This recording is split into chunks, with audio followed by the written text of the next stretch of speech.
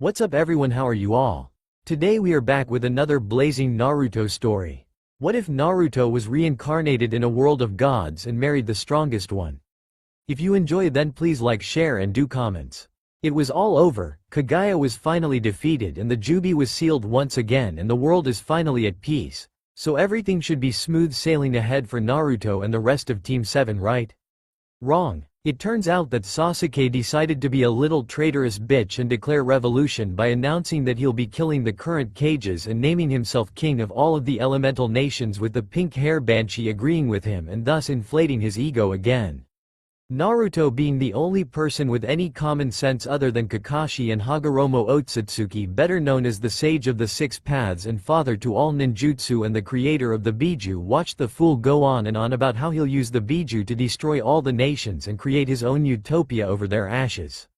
As this was going on, Naruto had sealed all 9 Biju into himself because to the blonde it'll be a snowball's chance in hell if he'll let Sasuke control the Biju for his own selfish reasons. Also, while Sasuke was preaching about his greatness and Sakura was stroking his ego, Hagoromo took Madara's eyes and implanted them into Naruto, and thanks to the Biju and his Uzumaki healing faction they were ready to go. I mean seriously, if you can do all that while Sasuke's stroking his ego, image what anyone else would have done. Reads porn, hell yeah. When Sasuke was done ranting he looked around for the Biju and was confused to see that they were gone. Where are they? Where are my weapons for conquest? He asked the fangirl, only for her to point to the group of 3 which consisted of Naruto, Kakashi and an ethereal Hagoromo. Sasuke then marched to them. Where are my weapons?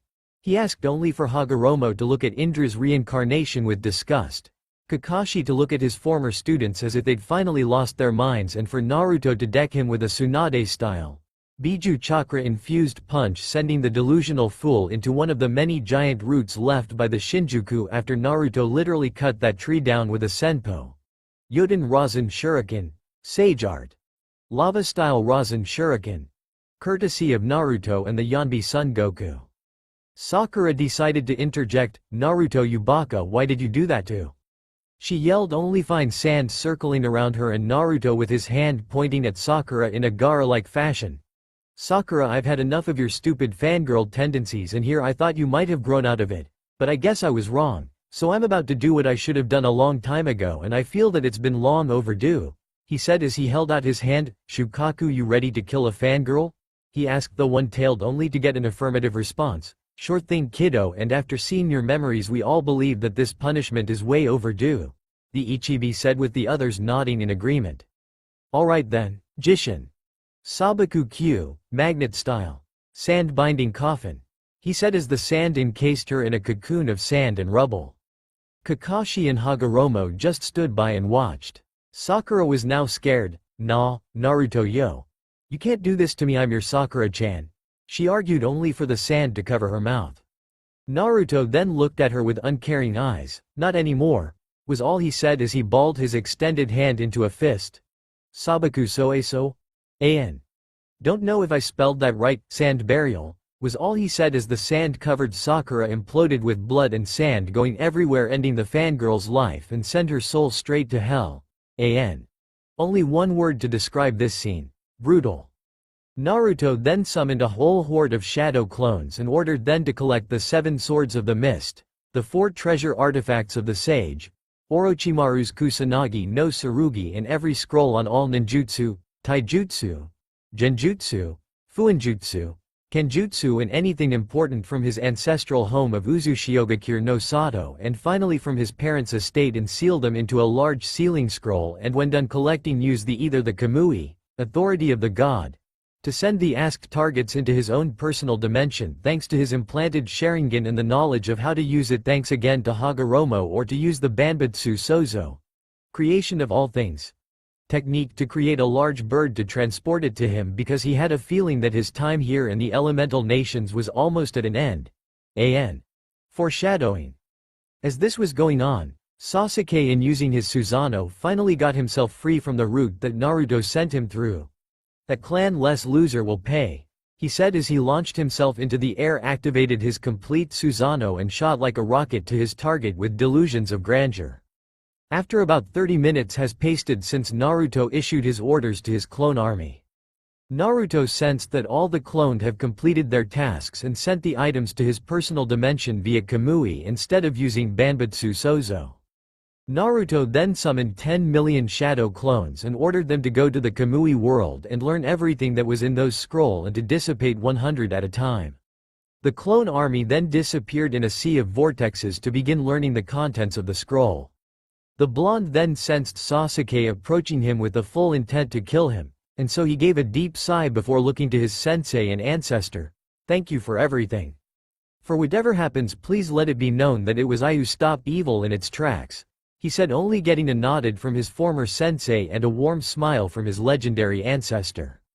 The fight between Naruto and Sasuke is pretty much the same as in chapters 695 to 698 of the Naruto manga, with only a few key differences, such as without the Biju, Sasuke's perfect Susanoo wasn't enhanced with all the 9-tailed beast chakras, but since Naruto has his own pair of Sharingan, he has his own version of perfect Susanoo, and this enhanced it with Biju chakra, which looked like an armored Kyuubi.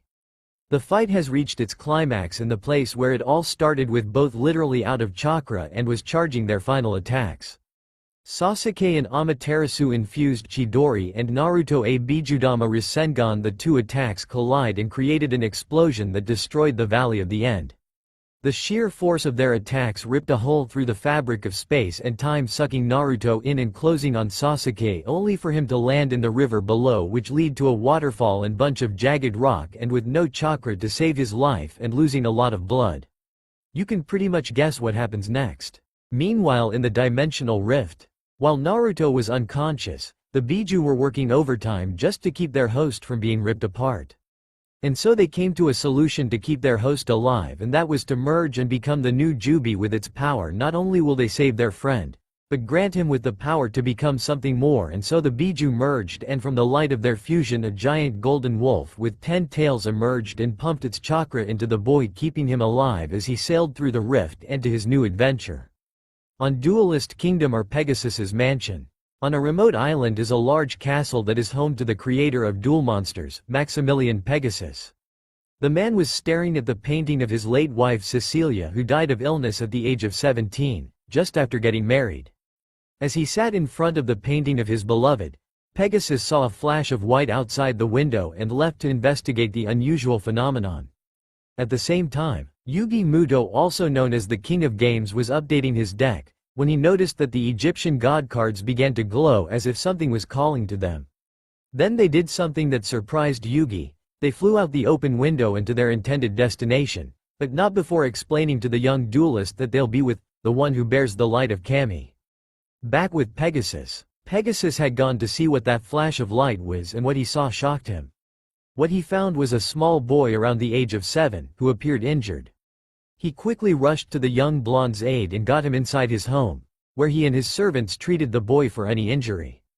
After several hours, the boy was cleaned up. Pegasus began to question just who this mysterious child was and just where he came from.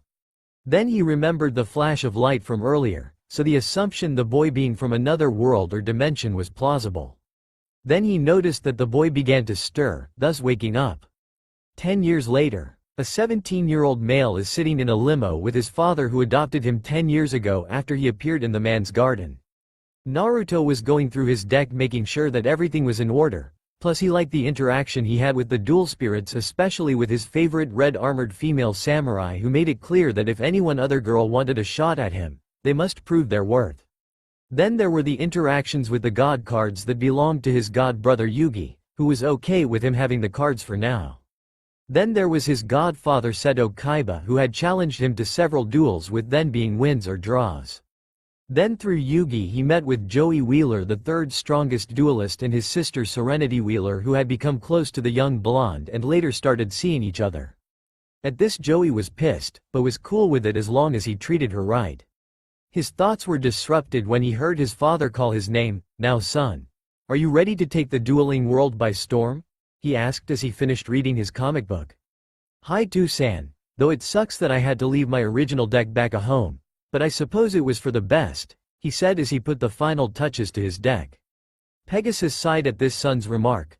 "I know you wanted to use the deck, but it still isn't finished. I still have a lot of work to do before it's complete. He said to his son, who knew full well that what his father was saying is true. Naruto nodded to his father, agreeing with what he said. It's alright, father, and besides, this deck is all I need for the exams and the academy, he said with pride as he sensed his deck's pride. The car stopped and Naruto got out and made his way over to the registration desk to have his decks checked for banned or illegal cards. But when they saw the cards, he said that his father had created the deck as a prototype and that he was testing the deck to see if the cards worked. Also, when questioned about the god cards, he told them that Yugi Muto had given the cards to him and that his godfather Seto had allowed him to use the cards. After checking in, he made his way to the dueling stadium. When he entered, he saw a British kid finishing up his duel. When he won, he bowed and left the stadium. Naruto noticed a brown-haired girl that had highlights in her hair. A blue-haired kid who was rather short for his age explained that there are only supposed to be one more duels after Bastion's duel. Okay. Then who's the last duelists? The girl who during the conversation Naruto found out is named Judai Yuki. Naruto walked up to the two of them. That would be me, Naruto Pegasus. Nice to meet you, Ms. Yuki, Naruto said as both the blue-haired boy named Cyrus and Judai looked like they would faint right then and there because they are in front of the Maximilian Pegasus's heir. Cyrus fainted and Judai had to support herself on the railing. The intercom came on. Will Naruto Pegasus report to Dueling Field 2? On Dueling Field 2, Naruto, 4000. Gym, Instructor, 4000. Okay applicant, I'll start this off. I summon Giant Soldier of Stone in defense mode, 1300 2000, I end my turn. Naruto drew a card and smirked. Okay, I start off by activating 2 spell cards, Gateway of the 6 and 6 Samurai United. Then since I have no monsters on my side of the field, I can special summon Elder of the 6 Samurai, 400/0. To the field in attack mode and active the spell called Asceticism of the 6 Samurai and special summon a 6 Samurai monster whose attack is equal to the one I currently have on the field, so I special summon Kagemusha of the 6 Samurai, 400 1800s. Then I activate 6 Samurai United's effect. Since I had summoned 2 6 Samurai monsters, I can send this card to the graveyard and draw 2 new cards, he said as he sent the spell card to the graveyard and drew 2 new cards. Now I activate 2 spell cards, Reinforcement of the Army, which allows me to search my deck for any level 4 or lower warrior monster and add it to my hand, and Sheen's Smoke Signal, which allows me to add a 6 Samurai monster to my hand so long that its level is 3 or lower, he said as he searched his deck. At this everyone was awed by the deck's swarming capabilities. Now to continue, I special summon Legendary 6 Samurai Kaizen, 1800 500s, and normal summon Legendary 6 Samurai Kageki, 200 2000s. Then I activate Gateway of the 6. By removing 4 Bushido counters, I can add a 6 Samurai monster from my deck or graveyard to my hand, he said as he searched his deck and found what he was looking for. Now I special summon Grandmaster of the 6 Samurai, 2100 800s, in attack mode, he said, summoning his 5th monster on turn 1. Everyone was amazed at how fast this new deck can swarm the field. Even the instructor was frightened at how fast this kid had filled his field. Naruto then took a deep breath and continued. Now I'm about to show a new game mechanic that my father hopes to bring to Duel Monsters. Now I tune level 2 Kagemusha of the 6 Samurai with my level 3 Elder of the 6 Samurai, he said as the 2 monsters jumps in the air. Kagemusha turned to 2 green rings and surrounded Elder of the 6 Samurai. May your blade be true and your will be strong as your sword. Synchro summon. A blast of light appear before him. Appear before me Legendary 6 Samurai Shien, 2500 1400s. Naruto roared as the giant pillar of light disappeared and was replaced with a warrior clad in red samurai armor and was carrying a serrated edge katana. I think it's time to end this. Shien attack his giant soldier of stone, he commanded his monster to attack. The monster then shoots at the stone giant and sliced it in half. Now I activate Kaizen's effect, which is if there is another 6 samurai monster on my side of the field, it gains an additional 300 attack points, bring it to 2100, which is enough to finish the duel. Now Kaizen, Grandmaster attack him directly. The 2 monsters unsheathed their swords and attacked the instructor. 4200 minus 4000 equals 0. Naruto, 4000 FTK. Gym, Instructor, 0. At this everyone was shocked at how fast the duel ended. The ones that had different ideas were Judai, who wanted to duel the whiskered blonde, Alexis, who watched the duel intently, wanted to get to know the blonde, Zane wanted to see if he was the rival that he was searching for. After that, Naruto walked to the station that handed you your jacket to the dorm you were assigned depending on your scores. But instead of picking up an obelisk blue jacket, he picked up a slifer red, stating that he wanted to prove that he truly did deserve to wear the blue jacket and not just be handed to him on a silver platter. Soon after, Jaden came up and got her red jacket, and when she saw him wearing red, she smiled at the thought of rooming with the young blonde. A few days later finds the group on a helicopter headed to one destination, Academy Island. When everybody landed on the island, they were directed to a rather spacious room with a huge big screen TV. Naruto looked over to his left and noticed Judai was sleeping. He laughed a bit because for all her energetic nature, she can sleep through just about anything. She must be dreaming of dueling if she can sleep while standing, the blonde thought to himself as he smiled in her direction. The screen on the TV lit up and a bald man in his late 40s or early 50s was showed on the screen. "Good morning and welcome, my students. I'm Chancellor Shepard, the headmaster here, and you are the best and brightest young duelists in the world. Now, get yourselves settled in at your assigned dorms. I think you'll find them quite comfortable, depending on how you ranked, of course." Shepard finished with a chuckle. After the lecture, Naruto woke Judai up so that they don't leave her behind. Then they made their way to the front of the school. Judai, Cyrus, and Bastion were all hanging around the front of the school looking at the PDA, personal dueling assistant. "So guys, it looks like I'm in the slifer red dorm," Judai announced to her new friends. "Same with me," Cyrus said. "Looks like I'll be joining you guys in the red dorm," Naruto said, getting a smile from Judai and Cyrus. "Hey, Bastion-san, you in red too?" Judai asked. Bastion, being the slight smart ass that he is, spoke up in a mocking, but informative way. "Well, let's see now, yellow sleeve, yellow buttons." "I don't think so." Judai looked like she was realizing this for the first time. "Oh, so that's how it works. So that's why Naruto are in red," Judai thought out loud, getting a chuckle out of the air of Pegasus. Bastion looked a little disturbed, due to him not used to being around people like Judai. "Please don't tell me that you just figured that out," he stated. Before Judai has a chance to respond, Naruto cut her off. "Easy there, Bastion. She's new to this, and knowing her type, she'll adapt rather quickly to the way the school system works," he said, getting a nod from Bastion before he left the group. Naruto then turned to Judai and Cyrus. "Okay, you two, let head over to the dorm, and judging from the map it should be." He then looks up and see a rundown dorm that was painted red. At this, Naruto's sweat drops and wonders what Kaiba was thinking when he set up this academy, but decided to leave it for now. The group of three arrived to the dorm to check it out. Then they checked their rooming arrangements, and Cyrus was rooming with a student named Chumli, and Judai is bunking with Naruto, which made her blush, but got over it. After unpacking their belongings, the group of three decided to tour the academy hall, where they stumbled across the dueling arena where three obelisk blue students were socializing, who then took notice of the three slifer students. Glasses wearing obelisk blue and a large built obelisk approached the group, telling them to scram, as this side of the academy was theirs. Judai told them that they were just exploring the academy to see where everything was. Then she took notice of the third obelisk student that was sitting in the bleachers and asked who he was. "His name is Chaz Princeton, the #1 student at Duel Academy Preschool, so you should show him some respect," the glasses-wearing student said to Judai. "Yeah, he's going to be the next king of games," the larger student said.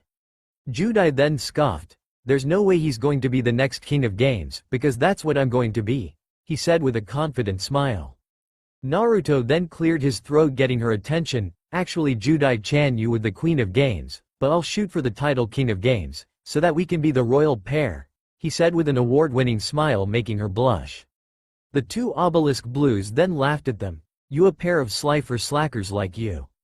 That'll be the day," the four-eyed teen said. "Will you shut up?" the spiky black-haired boy said as he stared down at them. "Well, if it isn't the girl who defeated Dr. Crowler and his rare card in Pegasus's heir," he said with a snide remark. Naruto looked at Judai. "Really now, that is quite impressive, Judai-chan," he praised her, making her smile. Chaz then smirked. "I wouldn't call it impressive, I'd say it was a fluke, so why don't we find out?" he said, trying to rile the brunette up. Bring it, Judai said as the two stare at each other. Naruto was about to step in when suddenly a new student entered the arena and it was a girl. Naruto presumed she's Obelisk after all girls in this academy are automatically Obelisk blue with the exception of Judai. Naruto looks closely and he recognizes the girl. Chaz, what are you doing? The girl in blonde hair said. Chaz looks at the girl with a grin on his face. Ah, Alexis, are you gonna watch me thrash this Slifer loser? Chaz said. No, I'm here to tell you that the Obelisk welcoming dinner is in 15 minutes, she says, which got Chaz and his friends to leave the arena. You three should be going now to get on time on the Slifer welcome party. Alexis said to the Slifer group. Thank you, miss? Naruto asked. Rhodes. Alexis Rhodes, she answered. Alright. Ms. Rhodes, thanks for reminding us about the welcoming dinner. Judai, Cyrus, let's go, he said as he led the other Slifer students back to their dorm. Later that night, after the welcoming party, Jaden, Naruto and everyone else were relaxing at Naruto's and Judai's room. Cyrus introduced Chumli to Naruto and Judai and they became quick friends. Man, I'm already full from all those fried shrimp, Judai said. Naruto was readjusting his deck for future use. Cyrus was making tea and Chumli went back to his dorm room to sleep. Here you go, Naruto, Cyrus said as he handed the tea. Naruto thanked Cyrus and accepted the tea. Cyrus gave Judai her tea and left to give Chumli tea since he left the room. Just moments later Judai's PDA rang. She then opens it and saw an incoming voice message and reveals video of Chaz. Don't think you're off the hook, slacker. Tonight at midnight we duel at the duel arena. Winners get the loser's best card. Man, that guy really wanna beat you, Judai, Cyrus said as he entered the room and Judai had a grin on her face. I'm so in. Let's go, Sai, Judai said as moves out from her seat and grabbed her deck and dual disc. You do know that the arena is off limit at this hour, right? If the campus security saw you two then you're both in big trouble. Naruto explained. The two, Judai and Cyrus, look at him with wide eyes in what they just heard now. Really? Judai asked and Naruto just raised a brow at him. Do you think I would lie to you, Judai-chan? Naruto asked and Judai just pouted at him. Despite knowing him for a day, she knew that Naruto was right. The blonde would never lie to her. That and I read the rulebook, he said, pulling out a booklet that read, Duel Academy Rules and Regulations. This made Judai and Cyrus sweat drop. Not funny, Naruto-san, Judai said with a pout. This made Naruto chuckle a bit. But I want to duel him. Judai whined and Naruto just rolled his eyes and sighed because knowing her personality she'd go even if he had her chained to a pole. Fine, I'll help you guys, Naruto said and Judai's eyes lit up like a child while Cyrus looked at him confused. How are you going to do that, Naruto? Cyrus asked and Naruto just raised a brow at him until he realizes that he forgot to tell them something. I forgot to mention something about myself, didn't I? Well, I may not know you two very well, but I can trust you with this, Naruto said as the two Slifer students continued to look confused. Well, Cyrus, to answer your question, I'm what you call a psychic duelist. I can bring any duel monster to life, Naruto explained as both Judai and Cyrus' eyes widened in shock in hearing this. That's so cool, Naruto-san, Judai said with stars in her eyes. Really? I thought psychic duelists were sent to some academy to help them control their power, so why are you here? Cyrus asked and Naruto pulls out card from his deck and reveals to be legendary 6 Samurai Mizuo card. Well, to answer your question, Cyrus, it's because I'd rather learn to control my abilities on my own terms. That and me and Tusan didn't trust the head of the Psychic Academy. He give you the creeps, he said, remembering when Sayer came to Pegasus trying to get his son into his academy.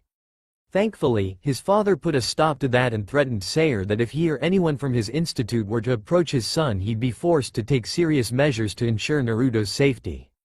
Come out, Mizuo, Naruto said, and then the card glowed bright for a few seconds and suddenly a woman with long black hair, wearing red female samurai armor and carrying a pair of 2 halves of a chakram appeared behind the blonde. Whoa, she's beautiful, Cyrus screamed in awe as he saw the monster before him. Mizuo then wrapped her arms around Naruto's neck in a passionate manner.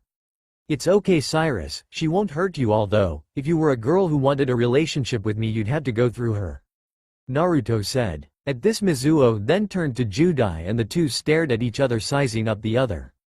She then backs off and nods to her duelist as if to say she approves. See, there's nothing to be afraid of, Naruto said, and Cyrus nodded at him. Mizuho then returned to her card and Naruto put his deck away. Let's go already. I want to duel Chaz now, Judai said, and the two Slifer nodded at her. As they left, they went to Chumli's room. Hey Chumli, you want to come? Cyrus asked. No thanks, Chumli said in a grumpy tone. Cyrus looks at Naruto and he just shrugged at him. The trio left the dorm and headed to the arena. At the arena, the trio arrived at the arena and Jaden was ready to duel. I still think it's a bad idea, Cyrus said, and Judai just shrugged at him. Hey, when someone challenge you to a duel, you accept it even though he's an A- grade asshole, Judai said. Then the trio finally arrived at the arena and saw Chaz and Lackey waiting there. Chaz watched as Judai walks to the other side of the field. You showed up after all, Judai just smirked at him. You know I never back down from a challenge even if it's to a creep like you, Judai said as she activated his duel disc. Just prepare your best card, bitch, Chaz said as he activated his duel disc also. I hope you do too, asshole, Judai said. Duel, Chaz. 4,000, Judai. 4,000, I'll start, Chaz said. Then he draws a card. I summon Reborn Zombie, 1600, in defense mode. A zombie monster appeared in Chaz's zone. Then I place a card face down and end my turn, Chaz said with a smirk. Make your move, slacker bitch. My move, jerk, draw, Judai said and looks at her hand. I play Polymerization and I fuse Elemental Hero Burstinatrix and Avian to summon Elemental Hero Flamewingman. 2100 1200s, Judai said, and the Flamewingman appeared in the field. Chaz has a smirk on his face. I activated the trap card Chthonian Polymer, Chaz said as he reveals his trap card, making Naruto eyes widen in shock. Oh, crap, Naruto said, and Cyrus looks at him confused. What's wrong, Naruto? What does that card do? Cyrus asked. Naruto was about to answer when suddenly another voice interrupted them. I knew I heard something suspicious, a voice said, and two turns around and saw Alexis approaches them. Why are you guys dueling at this hour? Alexis asked, and Naruto just pointed his thumb at Chaz. That ego head wanted to challenge Judai and she accepted the duel, Naruto explained as he looks at Alexis. Anyway, what's so bad about that card? Cyrus asked. That trap card allows the user gain control of the opponent fusion monster by tributing a monster of his own, Naruto explained, and Cyrus' eyes widen in shock. That means, yeah, big trouble for Judai, Naruto said as he observed the battle. Chaz's monster was gone and Flame Wingman changed to Chaz's side with a demonic look on its face. While I summon Elemental Hero Clayman, 800 2000s, in defense mode and end my turn, Judai said as large warrior appeared on her side of the field. My turn, slacker bitch, Chaz said as he drew his card. I summon Chthonian Soldier, 1200 1400, in attack position. A black armored soldier appeared at field. Now I attack with Flame Wingman. Flame Wingman body was covered with fire and charges at Clayman and destroyed him. Now, Flame Wingman effects activated. When a monster is destroyed, that monster 80 points will inflict with your life points. Chaz. 4000. Judai. 3200. Now, attack with Chthonian Soldier directly. Chaz shouted, and Chthonian Soldier slash Judai. Chaz. 4000. Judai. 2000. Then I end with one face down. Your move, slacker bitch, Chaz sneered at Judai. Naruto glares at Chaz for insulting her. This guy is getting on my nerves, Naruto, as he started to leak out some killing intent and towards Chaz. CC, calm down, Naruto, Cyrus said as he tried to calm the blonde down. Naruto listened to Cyrus' request and took a deep breath to calm down. My move, Judai said as she draws her card. I summon Elemental Hero Sparkman, 1600 1200, in attack mode. A blue and yellow warrior appeared in the field. Sparkman attacked Chthonian Soldier. Judai commanded, and Sparkman released a thunder attack from the palm of its hand and destroyed the monster. Chaz. 3600. Judai.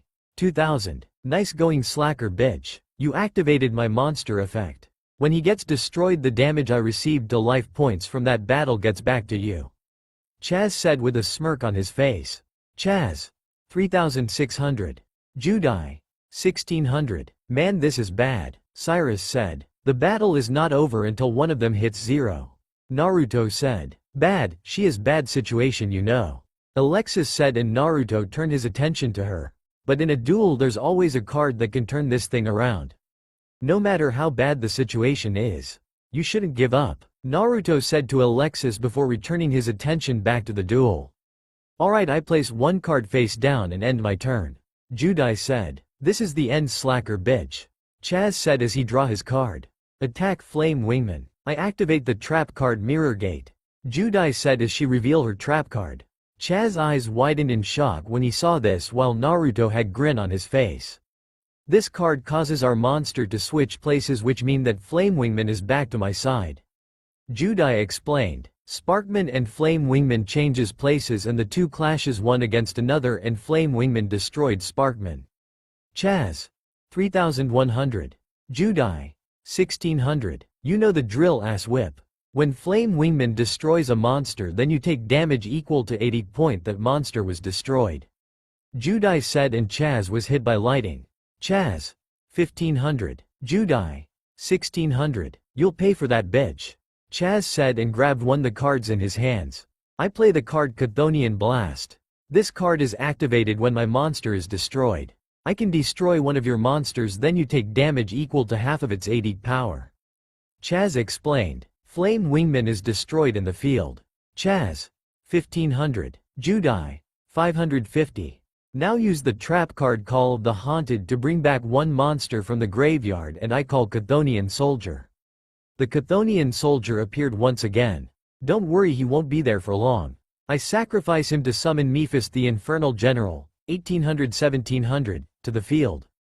Chaz said, and Chthonian Soldier disappeared in particle of lights and was created into Black Armor Man with giant axe in its hand and was sitting on a horse. You're dead, slacker bitch. On my next turn it's over. Chaz sneered as he let out a laugh. The duel isn't over until the life points hits 0. My move, draw. Judai said as she draw her card. Her eyes widened in shock and grin appeared on her face. Alright, now guys, the campus security guards is coming. Alexis shouted, and Judai is widened in shock and looks at Naruto. Naruto, do it, Judai said, and Naruto nodded at him and pulls out his card. Go Mizuo, Naruto said, and the card flashes in bright light that blinded everyone. After the light was gone, everyone opened their eyes and saw legendary 6 Samurai Mizuo appeared before them. What the hell? Chaz said with shocked look on his face. Mizuo, can you scare the guards off? Naruto asked, and Mizuo nodded at him and flew out to the duel arena exit. Soon they could hear screams coming from the guards. Dead samurai warrior, save me. Everyone's eyes widened in shock as they heard the screams of the guards. Wow, that just make me more fearful of women if she can scare them. Cyrus said. Ditto, Alexis said. Now let's finish the duel, Judai said, and everyone turned back to the duel. You know, Chaz, you said that I'm finished, right? Judai asked, and Chaz just sneered at him. Got that right, slacker bitch. You have no more monsters and my monster can do piercing damage, so whatever monster you have there. It won't help, Chaz said arrogantly. I'll have to disagree with you on that, Judai said with a smirk on her face. I play the spell card. Monster Reborn. What? Chaz shouted in shock. And I bring back elemental hero Flame Wingman. Judai said, and Flame Wingman appeared at the field once again. Now destroy this asshole's monster. Skydiving Scorch. Flame Wingman body was covered with flames and jumps into the air and dives down towards Chaz monster. An explosion was created when the impact was made. Chaz. 1200. Judai. 550. Thanks to my Flame Wingman special effect you're finish. Judai said. Chaz. 0. Judai. 550. That's game, Judai said as she did her signature pose. Chaz looks up and glare at her. You're just a lucky bitch, that's all. Chaz shouted at Judai and she just shrugged at him. Luck or not, I win the duel, but I won't accept your card. However, if you want to duel again, I'll be more than happy to accept, Judai said with a grin on her face. Chaz got up and left the arena with grumpy mood with his lackey following him. Now let's get out of here, Alexis said, and everyone nodded at her and left the arena. Outside the arena, man, that was a sweet duel, Judai said with grin on her face. Yeah, I thought you would lose. But you won, Cyrus said happily. Then suddenly they heard noises. They turned to where it was coming from and saw Mizuo was approaching them. Mizuo, Naruto said as he approaches the lady of the 6 samurai. Thank you Mizuo-san, I owe you a favor. Judai said. Think nothing of it, I only did it because my master asked me to do it, Mizuo said in a serious tone as she disappeared in small particles of light. Naruto then sighed. Don't let what she says get to you. She takes her job very seriously, but she means well, he said. How did Naruto make that Mizuo come to life? Alexis asked. Judai looks at Naruto and saw that the blonde just sighed and nodded at her before she turns back to Alexis. Well, Naruto-kun is a psychic duelist. He has the ability to materialize any dual monster to life. Jaden explained, and this causes Alexis's eyes widen in shock. Naruto then started to head to the red dorm, with Judai and Cyrus running to catch up with him. Alexis then smiled at the blonde. I'm sure with him around things here are about to pick up, she thought, before heading to her dorm. A week has passed since that duel with Judai and Chaz. During that time, Naruto helped Judai learn to control her ability to summon dual spirits since she had a connection to the winged Kuribo card.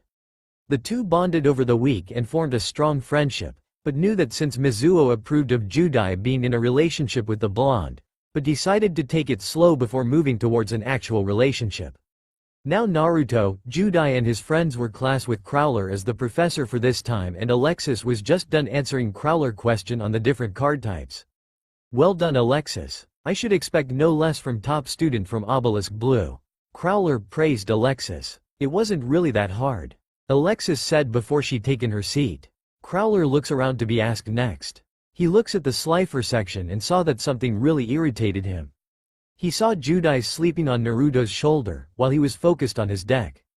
Naruto Pegasus, Crowler shouted, causing Judai to wake up and Naruto to turn his attention towards the cross-dresser in his opinion. Yes, Fukusotosaku Sha, transvestite. He asked as he looks at Crowler and saw that he was glaring at him, and the students giggled at the blonde remake to the teacher's appearance. Well, since you weren't paying attention in class, please explain to us about what a field spell is? Crowler asked, hoping that the blonde would get it wrong or mess up. Is that all? Sure, no problem, Naruto said as he stands up. A field spell obviously affects the dual field. There are many different kinds of field spell cards like Yami, which increases the ADC and def power of both fiend and spellcaster based monster by 200, while it reduces fairy type monsters by 200. My personal favorite is Temple of the Six, where only 6 samurai monsters benefit from, because each time a 6 samurai monster is either normal summoned or special summoned, a Bushido counter is added, and for each Bushido counter the opponent's monster's losses 100 attack points. Naruto ended with a smirk on his face. Everyone in class was looking at him as he was able to explain the field spells. Nothing, the heir to industrial illusions can't handle. You know, Crowler asking the son of the man who created the game about the cards themselves is rather pointless, and it also speaks of your dueling skills. Predicable and third-rate, he said with a fox-like smile. This made everyone laugh while Crowler seethed with hatred towards the blonde. I will make sure to expel you. I don't care if you're Pegasus's heir, I will have you expelled if it's the last thing I'll ever do in this academy. Crowler mentally shouted, vowing to get vengeance at the blonde for humiliating him in front of his class. Lunch break. Now we find Naruto along with Judai and Cyrus having lunch under a tree while Mizuo and winged Kuribo were socializing with each other. Or rather, Mizuo was guarding her master, while ignoring the little winged puffball, as she would describe Judai's dual spirit. That was without a doubt the craziest thing you've ever done, Naruto-san, second to the whole bringing monsters to life thing, Cyrus said to Naruto as he took a sip from his iced coffee. Well, it's obvious that he was picking on the Slifers, and one of the things I hate are bullies, and Dr. Crowler is not only a bully, but a person who has favoritism towards those in blue while he has animosity towards everyone else. Naruto as he took a bite of his ramen sandwich. Old addictions never die. I agree with you, Naru-kun, we Reds aren't to be underestimated, but I think Crowler is gonna get back at you, Judai said with concern. Let him try and we'll see who gets the last laugh, and besides, I wasn't called the prankster king from hell just because of my dashing good looks, Naruto snorted as he proceeds to eat his food. After they were done eating and the bell rang, They quickly run towards their next class since the one teaching it was the Super Y Fonda Fontaine. Time Force. It's gym class and Naruto couldn't believe that he had forgotten his weight, something that he always wore when exercising. I do this too. It helps with building up endurance and stamina. As made his way to the locker room, he noticed that his locker was open and Cyrus with a letter in his hands.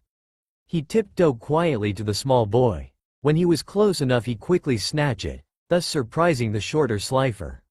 "Hey, I was reading that," Cyrus whined. Naruto just ignored him, or rather held him in place with one hand as he started to read the letter.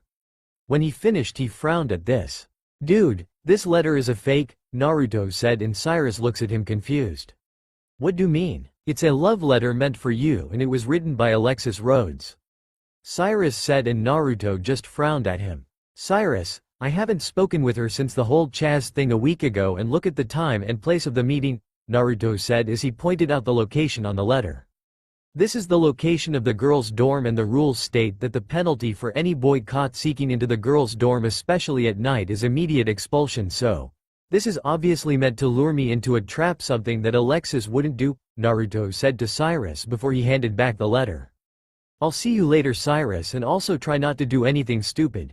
With that, Naruto left the locker room, leaving Cyrus alone, hoping that the brunette would take his word on the subject matter. Cyrus looks at the letter again. "Sorry Naruto-san, but I need to make sure of this," Cyrus thought. Time Force at the girls' dorm at night. "Can you believe that Naruto guy?" a woman asked as she bathed in a hot tub. "I know," said a different girl also bathing in the hot tub. "That was totally rude the way he spoke to Dr. Crowler." She turned to face the third person bathing in the hot tub and asked, "Don't you agree, Alexis?" "Well, I say, Crowler got what he deserved, and besides I think it was cool the way he humiliated Crowler in class," Alexis said in a dreamy voice. Mindy and Jasmine looks at her with a confused look to their faces. "What do you mean by that?" Jasmine asked, and before they heard a scream from outside. "It's a boy," a girl shrieked from outside the bathhouse. Mindy, Jasmine, and Alexis quickly grabbed some towels and wrapped them around their bodies before rushing outside. When Alexis saw who the boy that was caught and tied up by the girls was, she was shocked and temporarily speechless. "What are you doing here, Cyrus?" Mindy demanded an answer. "I came to ask Alexis a question," Cyrus said in distressed tone as he held his eyes closed. "I didn't know that the obelisk blue girl's dorm bathed at this hour, I swear."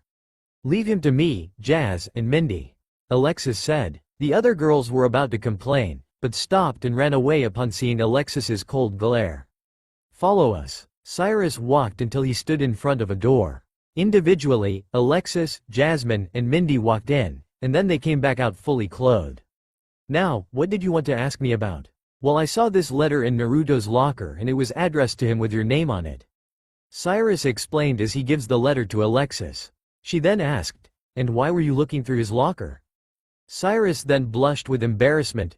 "Well, I kind of forgot which was my locker, so I looked through the other lockers to see which one was mine. That's how I found the letter," he said, looking away from her gaze. Alexis then grabs the letter and started reading it. "It wasn't me. I've never sent a letter to him, and this isn't even my penmanship," Alexis said, and Cyrus let out a sigh. "So, what Naruto said was true. I should have listened to him, but I let this go against my better judgment," Cyrus said as he let out a sigh. "But you're still in trouble, you know," Alexis said, and Cyrus' eyes widened in shock. "What do you mean?" Cyrus asked. "You still trespassed at the girls' dorm, which is a major offense," Mindy said with a smirk on her face. Cyrus had a horrified look on his face. "But that means," Cyrus didn't finish because he was too scared in what will come out from his mouth, and the girls nodded in confirmation. Cyrus dropped his head in defeat in hearing this, and suddenly Alexis had an idea. "I think I have a way to save you from your trouble, Cyrus," Alexis said with a grin, and everyone looks at her in confusion. "What do you mean by that, Alexis?" Jasmine asked, and Alexis has a smirk on her face. "Now, I have the opportunity to duel the son of Maximilian Pegasus," she said, making everyone's eyes widen. Time Force. Naruto was working on his deck as he always did, when Judai busted through their door panting. "Judai, where's the fire?" Naruto asked as he saw the concerned look on his roommate's face. "Naruto-kun, Cyrus is in trouble." "Oh no, please don't let it be what I think it is," he thought to himself as he packed up his deck and got his duel disc. Time Force. Naruto and Judai were heading to the girls' dorm via boat. Naruto let out frustrated sigh. That little idiot, I told him it was a trap and he didn't listen, and now I feel like Mario going to save Peach. Only I'm not wearing a red and blue plumber uniform. Bowser is a woman and Peach is a blue-haired midget, Naruto complained, and Judai looks at him confused. What the hell are you talking about, Naruto-kun? Judai asked. Cyrus found a letter in my locker and I was able to see it. I told Cyrus that it was a trap, but looks like he wanted to make sure of it, Naruto said, and Judai just nodded at him and continued pedaling towards the dorm. When they arrived at the girls' dorm, they saw Alexis standing waiting there with Mindy and Jasmine behind them with Cyrus tied up. So you finally arrived and I see you brought Judai, Alexis said. Naruto and Judai steps out from the boat and looks at them with a serious look on their faces. We're here, so will you release our friend now? Naruto said, knowing that he fell for the letter's trick inadvertently. Now hold on, your friend here trespassed into the girls' dorm, which is a serious offense with immediate expulsion as the consequence, Alexis said. And now you're also trespassing, which means you're in trouble as he is. If you don't want us to tell on you, then you better listen to Alexis. Jasmine said, and Naruto just sent a glare at the girl that made her flinch slightly from that glare.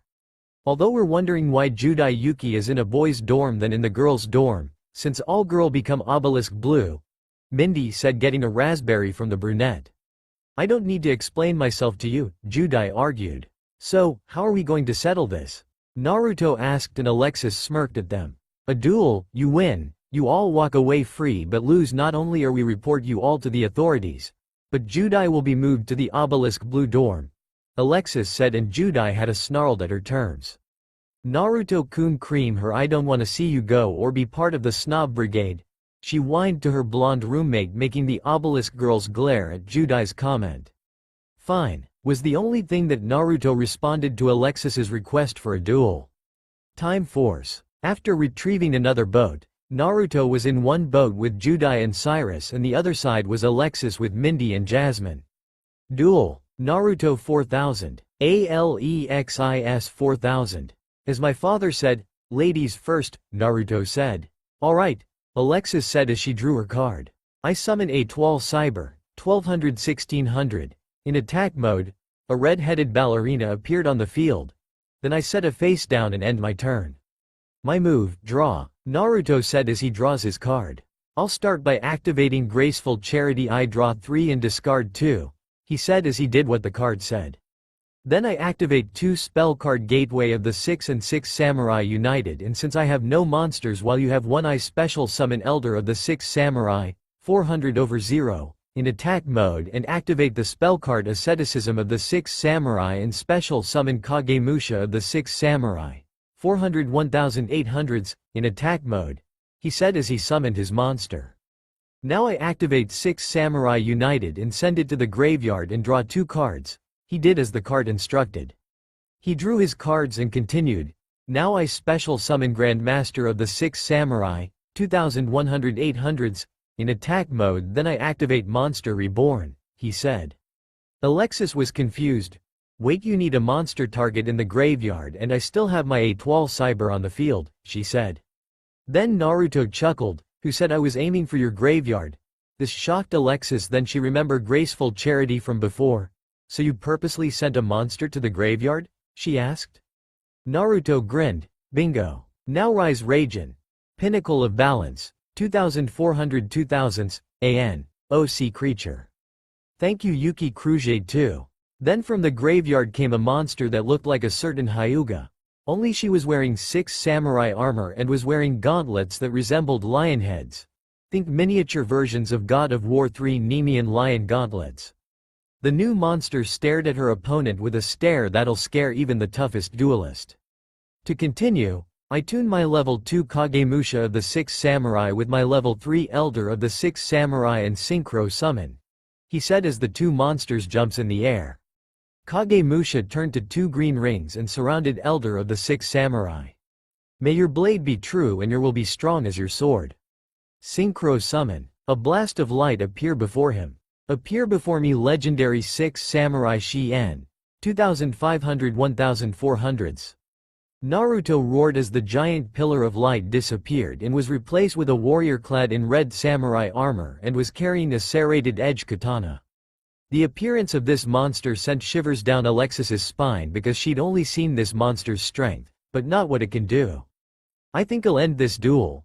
Rage and attack her Étoile Cyber with Twin Lion Barrage," he commanded, and his monster jumped into action aimed to finish her monster off. "Trap card activate. Double passe," Alexis said as the face down reveals itself. "This changes your attack into a direct attack and this causes my monster attack you as well." Naruto then chuckled, making Alexis nervous, and what's so funny? Naruto then looked at her. "That would have worked if it wasn't for Shien special ability," he said as Shien drew his sword and cut her trap card in half. Alexis was shocked. But how?" Naruto then answered her question. Shien's special ability allows him to negate the activation of any spell, trap card and destroys them. "So like I said, it could have worked, but with Shien on the field your plan went down the drain," he said as his monster continued her assault, thus destroying her monster. Naruto 4000, Alexis 2800. "And don't forget my other monsters, Grandmaster." Shien attack her directly, he commanded his monsters to attack the now defenseless blonde. The two warrior monsters then drew their blades and charged at Alexis. 2500 plus 2100 equals 4600 minus 2800 equals minus 1800. Naruto 4000, winner by FTK. Alexis 0. Alexis got on her hands and knees, frustrated at her defeat. What just happened?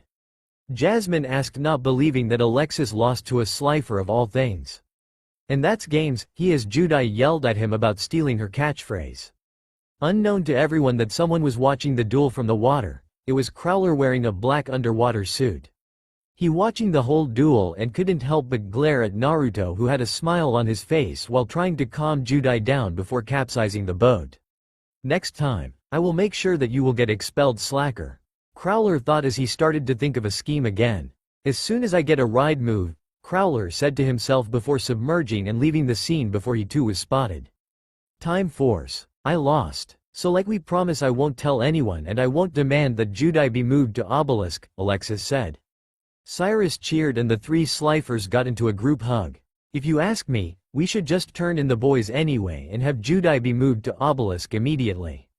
Jasmine snapped. "No one asked you, Jazz," Alexis snapped, making the brunette flinch at her friend's reaction.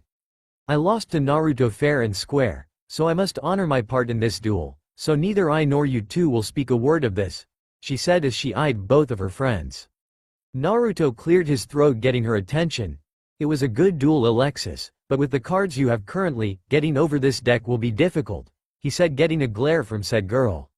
"But I believe my two-san may have some cards that can benefit your deck, so I'll give him a call and have him send those cards over," he said, getting a shocked look from everyone. "Really, you would do that?" she asked, not believing his words. Naruto chuckled. "Alexis, I'm a man of my word, so I'll have those cards here in 3 days via mail. Also my dad wants to test a new hero deck, so Judai-chan here will be the perfect user for said deck," he said as both Alexis and Judai stared at him with stars in their eyes at the thought of having those new cards. "Well, it's getting late, Judai. Cyrus, let's go," Naruto said as both Judai and Cyrus nodded at him and started rowing away. The Mindy and Jasmine stared at Alexis, who watched the slifers row back to their side of the lake. "Even if he didn't win, I won't turn him in because he's more interesting here than anywhere else," Alexis thought. Mindy and Jasmine looks at Alexis with odd look on their faces. "I've never seen her like these before. I wonder, has she fallen for that blonde slifer?" Jasmine thought. 2 months have passed since Naruto entered Duel Academy and a lot has happened in short amount of time. Judai had beaten Chaz in an unofficial duel. Naruto had beaten Alexis to prevent himself and Cyrus from being expelled and having Judai moved to the Obelisk dorm. In Naruto's opinion, all was pretty good, except for waking up in the morning only to find Judai sleeping next to him since the girls' dorm incident. From that he had found out that she liked to sleep in nothing but her panties, so every morning we always got a good look at her perky C-cup ass and have the occasional nosebleed whenever she turns and they jiggle. Okay, so maybe that wasn't so bad if it wasn't for the fact that he had to take a cold shower every morning. Damn hormones. Another thing that has changed was Alexis's interaction with Naruto and his group of friends. Apparently after her defeat at his hands, she had taken an interest of the blonde Slifer and had wanted to get closer to the male blonde, which made a lot of people, mostly male, jealous, especially both Mizuho and Judai. Another thing that made everyone jealous was that both Alexis and Judai were given new cards. Alexis got new support cards for her Cyber Girl deck and Judai got a new set of elemental heroes. Also, Crowler has been trying to get the blonde in trouble on a multitude of occasions, mostly in class, but all attempts had failed because of the ever-faithful Mizuho-chan and her duty to protect her master and even helping him in his pranks, even though Kaiba had told him to keep his pranks to a minimum, which was one prank a day. Now it was the night before the promotion exams and both Naruto and Judai were excited to be promoted, hopefully into the raw yellow dorm. As the two studied for their exams tomorrow, Cyrus came in and asked if he could join their study session. The two agreed and the brunette came in and started studying with his fellow Slifers. Several hours later, it was midnight and Cyrus had already gone to bed. Judai was already asleep in her bunk, although that'll change overnight. Naruto was still up conversing with his dual spirits, specifically the god cards. When he first got them, they explained to him that they appear before him to serve him as his guide and will return to their pharaoh once their task with him was completed. Although, 2 out of the 3 wanted to stay with him, mainly Slifer and Ra, who to his surprise were female. From being around those two, he had learned that Slifer was a dandier and would only talk to her wielders and her siblings, but never anyone else. From Ra he had learned that she was a Kadere, always keeping up her cool and unemotional front, but lowers her guard and shows that she was a caring individual and always making sure that her siblings don't get into trouble. Obelisk, being the only male of the 3, always felt clustered when it came to his siblings, but knew that he had to grin and bear it until his task was complete and he can go back to serving his pharaoh. All 3 god monsters were talking to their temporary master in their human forms. Obelisk looked like Kisame Hoshigaki, only more muscular and had a head crest with a ruby at the center. He had large shoulder guards with spikes, forearm guards with a spike protruding out from the elbow, shuriken like knee guards and sheen guards. He also had large wings on his back. For Slifer, God Conversion. Slifer by G1D4N. For Ra, God Cards Conversion. Ra by G1D4N. And, yeah, I'm being lazy, but come on, describing what they look like is a pain. Naruto-kun, when are we going to come out and play? Whined Slifer in her human form. Slifer, Nei-chan, don't bother master, he'll use us when he needs to, Ra argued. Will you two shut up, I can't hear myself think, Obelisk said, only to feel a sense of dread looming over him. He slowly looked bad and saw a dark aura coming off his 2 sisters. What was that? The 2 asked in sweetly unison. Obelisk then did what any all-powerful deity would do in this situation. Run back into his card and hide like a little girl. Yup, even gods fear powerful goddess, especially when they're outnumbered 2 to 1. Naruto's sweat dropped at seeing one of the most powerful cards in the entire game cower in fear, but even he too would do the same, or keep his mouth shut as to avoid being killed by the opposite. Don't worry Slide-chan, if it comes down to it I'll summon you, he said. Make her squeal with excitement and know that tomorrow she might be summoned. Ra looked at her sister and slowly shook her head. Sister, you know there is no guarantee that it'll be you who'll be summoned, the golden dragon said. I know sister, but I want to be played so badly. I'm just so bored sitting in the deck while listening to those armored monsters talk about strategy all the time, Slifer said, with her sister agreeing. Naruto then cleared his throat, getting their attention. It's getting late, we can discuss it in the morning, okay? He said, getting the 2 to agree, and thus they went to sleep. Next day, it's morning and once again, Judai had snuck into his bed and had snuggled into him again, thus having her head on his chest, her arms wrapped around his torso and her legs around his. The one thing that annoyed him about this was that she was a heavy sleeper. His brow twitched while the alarm clock sounded and she was still wrapped around him. Normally he would use his substitution jutsu, but for some reason she was always latched onto him, as if she had a 6th sense in her sleep. So he removed the covers with his only free hand, since his other hand was in a very dangerous location, use your imagination, and revealed her panty-covered round plumped ass, warmed up his hand using a bit of chakra and smack, owie, yelled Judai as she woke up, let her roommate go and rubbing her stinking butt. Naruto got up and started getting dressed. That hurt meanie, she yelled at the blonde as a blush began to surface on her face. If you had woken up when the alarm clock rung, then I wouldn't have to resort to the alternative, although that blush on your face says otherwise, he argued. Judai blushed a deeper shade of red then pouted. You didn't have to hit so hard. Naruto blushed a bit from the double meaning behind her words. Anyways, get dressed, we're leaving for breakfast and some last-minute studying before the exam, Naruto said. Judai nodded her head and started getting dressed despite the fact that Naruto was still in the room.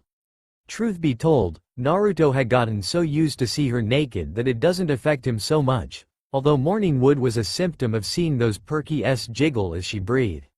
After getting dressed, the two left their room and met up with Cyrus in the meal hall where they ate and studied, with Alexis joining their study group 15 minutes later.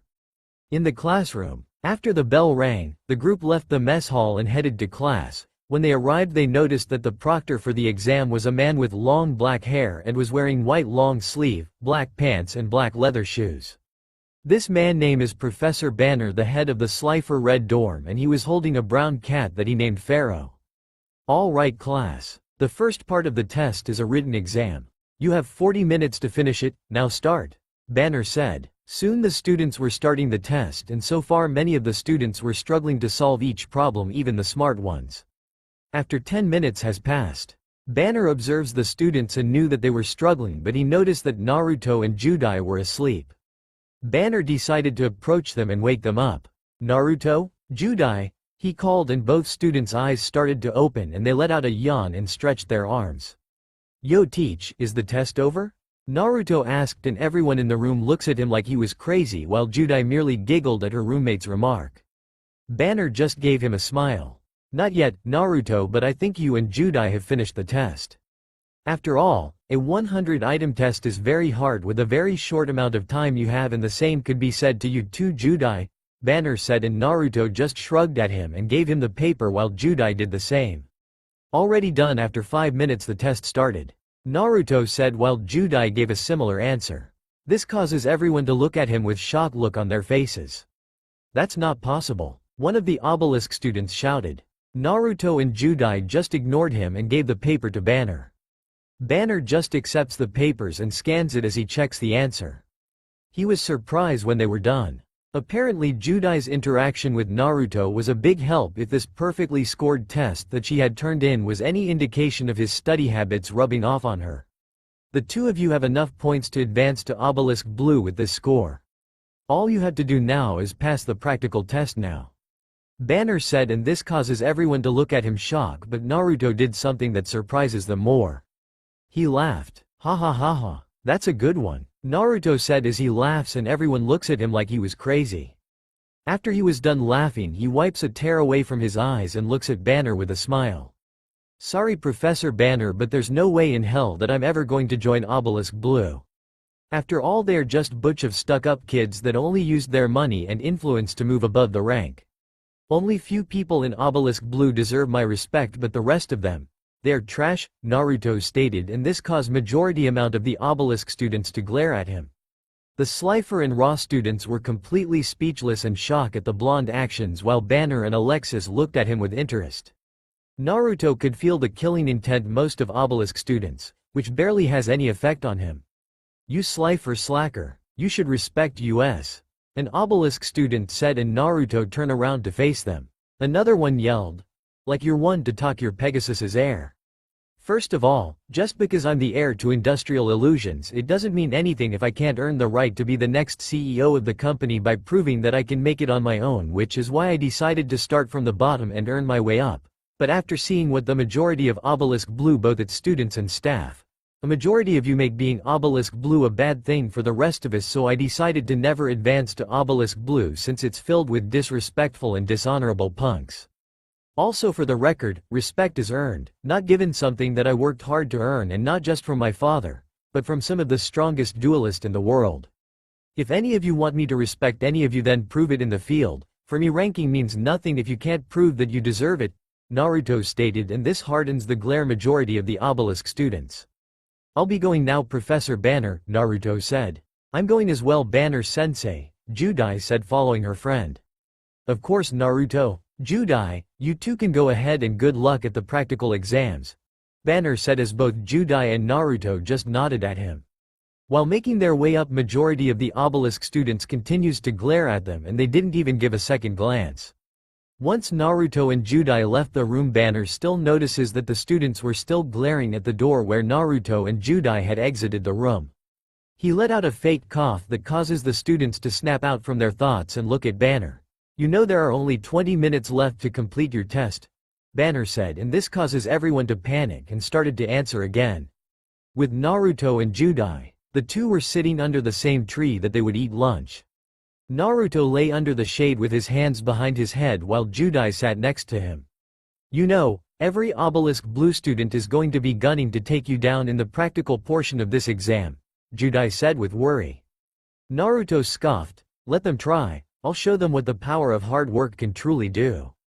Judai sighed, stubborn as ever. "Naruto-kun, if you keep doing this you'll make powerful enemies," she warned. Naruto sighed, "It wouldn't be the first time. I've made a few enemies before coming here, mostly those whom I dueled in tournaments saying that I cheated, when I was a mere prototype deck for Two-san. In fact, the prototype deck I used for those tournaments were the cards that I gave to both you and Alexis. So the two of you now have tournament-ready decks," he said as he sat up and smiled. Judai then pouted, "Naruto-kun, I'm being serious, if anything happened to you," she said, but was stopped as Naruto gentle caressed her cheek, causing her to blush. Naruto smiled, "Don't worry, nothing is going to happen to me, I promise." Judai then placed her hand over his. "That's not fair, Naruto-kun," she said with a pout. Naruto chuckled, "Never been one to play fair when it came to these things," he said, taking his hand away from her cheek. "Anyways, I've always had the odds stacked against me and every time I have always pulled through because my stubbornness always outweighed my caution," he said, getting up. Judai looked at him and sighed. "Alright, Naruto-kun. Just know that I'll be at your side in whatever you decide to do," she said, getting up. Naruto then turned to her. "What?" he asked. Judai then walked over to him and places her hands on his chest. "You heard me. I'll always be at your side in whatever you decide to do, because I've always admired your tenacity, your undying will and determination to see things through till the end. I guess those are some of the qualities that drew me to you, and now I know this feeling in my heart," she said, looking down. Then she looked into his blue eyes. "Naruto-kun, I love you," she confessed. Naruto couldn't believe what he was hearing. Judai had confessed to him. The blonde's mind was going a million miles per hour trying to process what he just heard. Then Judai did something that completely caught him off guard. She got on her tiptoes and kissed him on the lips. His eyes widened, then they slowly closed and he wrapped his arms around her and hugged her, bringing her closer, thus deepening the kiss. The two were like that for about 5 minutes, until the need for air took over and the two parted from their kiss. "Wow, just wow," Naruto said as he looked into Judai's hazel-colored eyes. "Now you have a reason to keep your word, Naruto-kun," she said in a soft tone. Naruto smiled, then frowned and looked away. "Judai-chan, there's something he was saying, before being cut off. "I know about your relationship with Serenity Wheeler and I don't care, so long as I get my time with you. Besides, I'm bio, so adding another would make for an awesome threesome," she said in a cheerful tone. Naruto was wide-eyed and jaw dropped, but in his mind we was celebrating, and Mizuho, who was hiding up in the trees, was blushing a crimson as deep as the scales on Slifer the Sky Dragon. Naruto recovered and smiled. He was about to say something, but then heard the overcome, "All students, please report to the testing field for the practical portion of the promotion exams," Chancellor Shepard said. "Well, that's it, Naruto-kun, and I hope you win your duel," Judai said as she walked off, leaving Naruto to sigh to himself and follow suit. Little did they know that someone else was watching them, and with a camera. Time Force. Naruto and Judai finally arrived at the arena and looked around and saw that the place was packed. Then he spotted Cyrus and others and motioned Judai to follow. They quickly approached them. "Hey guys," Naruto said cheerfully at the others. Cyrus was the first one to greet them. "Naruto, Judai, where have you been?" "Judai, your match is going to start in 5 minutes," Cyrus said to Naruto and Judai, who then proceeded through the crowd and entered the arena, where she sees Crowler and Chaz waiting for her. Judai's match with Chaz is canon. Judai left the arena and defeated Chaz to join with her friends and to be with her new boyfriend. "Naruto-kun, did you see me? I beat Chaz. 2 wins for me and 0 of Chaz McAsshole," she said, beaming with excitement. Naruto then hugged her and kissed, something that a lot of people were surprised by. Naruto Pegasus had just kissed Judai Yuki, something that upset Alexis Rhodes and pissed off Crowler. "Ah, young love," Chancellor Shepard said as he looked on. Crowler then cleared his throat, still glaring at the two Sliffers making out. He picked up the microphone. "Naruto Pegasus. Naruto Pegasus, please come to DUELFIELD. The obelisk instructor said. "Well, it's my turn, wish me luck," Naruto said as he gave Judai a kiss before heading down to the field. Alexis then joined Judai and her friends. "I see you two are close," she said, trying to hide her irritation. Judai, catching her tone, grinned. "Jealous are we?" she said with a grin that'll make a fox proud. "I'm not jealous," Alexis snapped. The group backed away a bit and raised their hands in defense. But the whole crowd had one thought: yup, definitely jealous. With Naruto. Naruto puts on the dual disc and places his Synchro 6 Samurai deck. He finally arrives at the arena and he looks at his opponent and was confused as to how they were. Who are you?" he asked, making everyone sweat drop and his opponent's face fall. Naruto looks around with a confused look to his face. Did I say something wrong?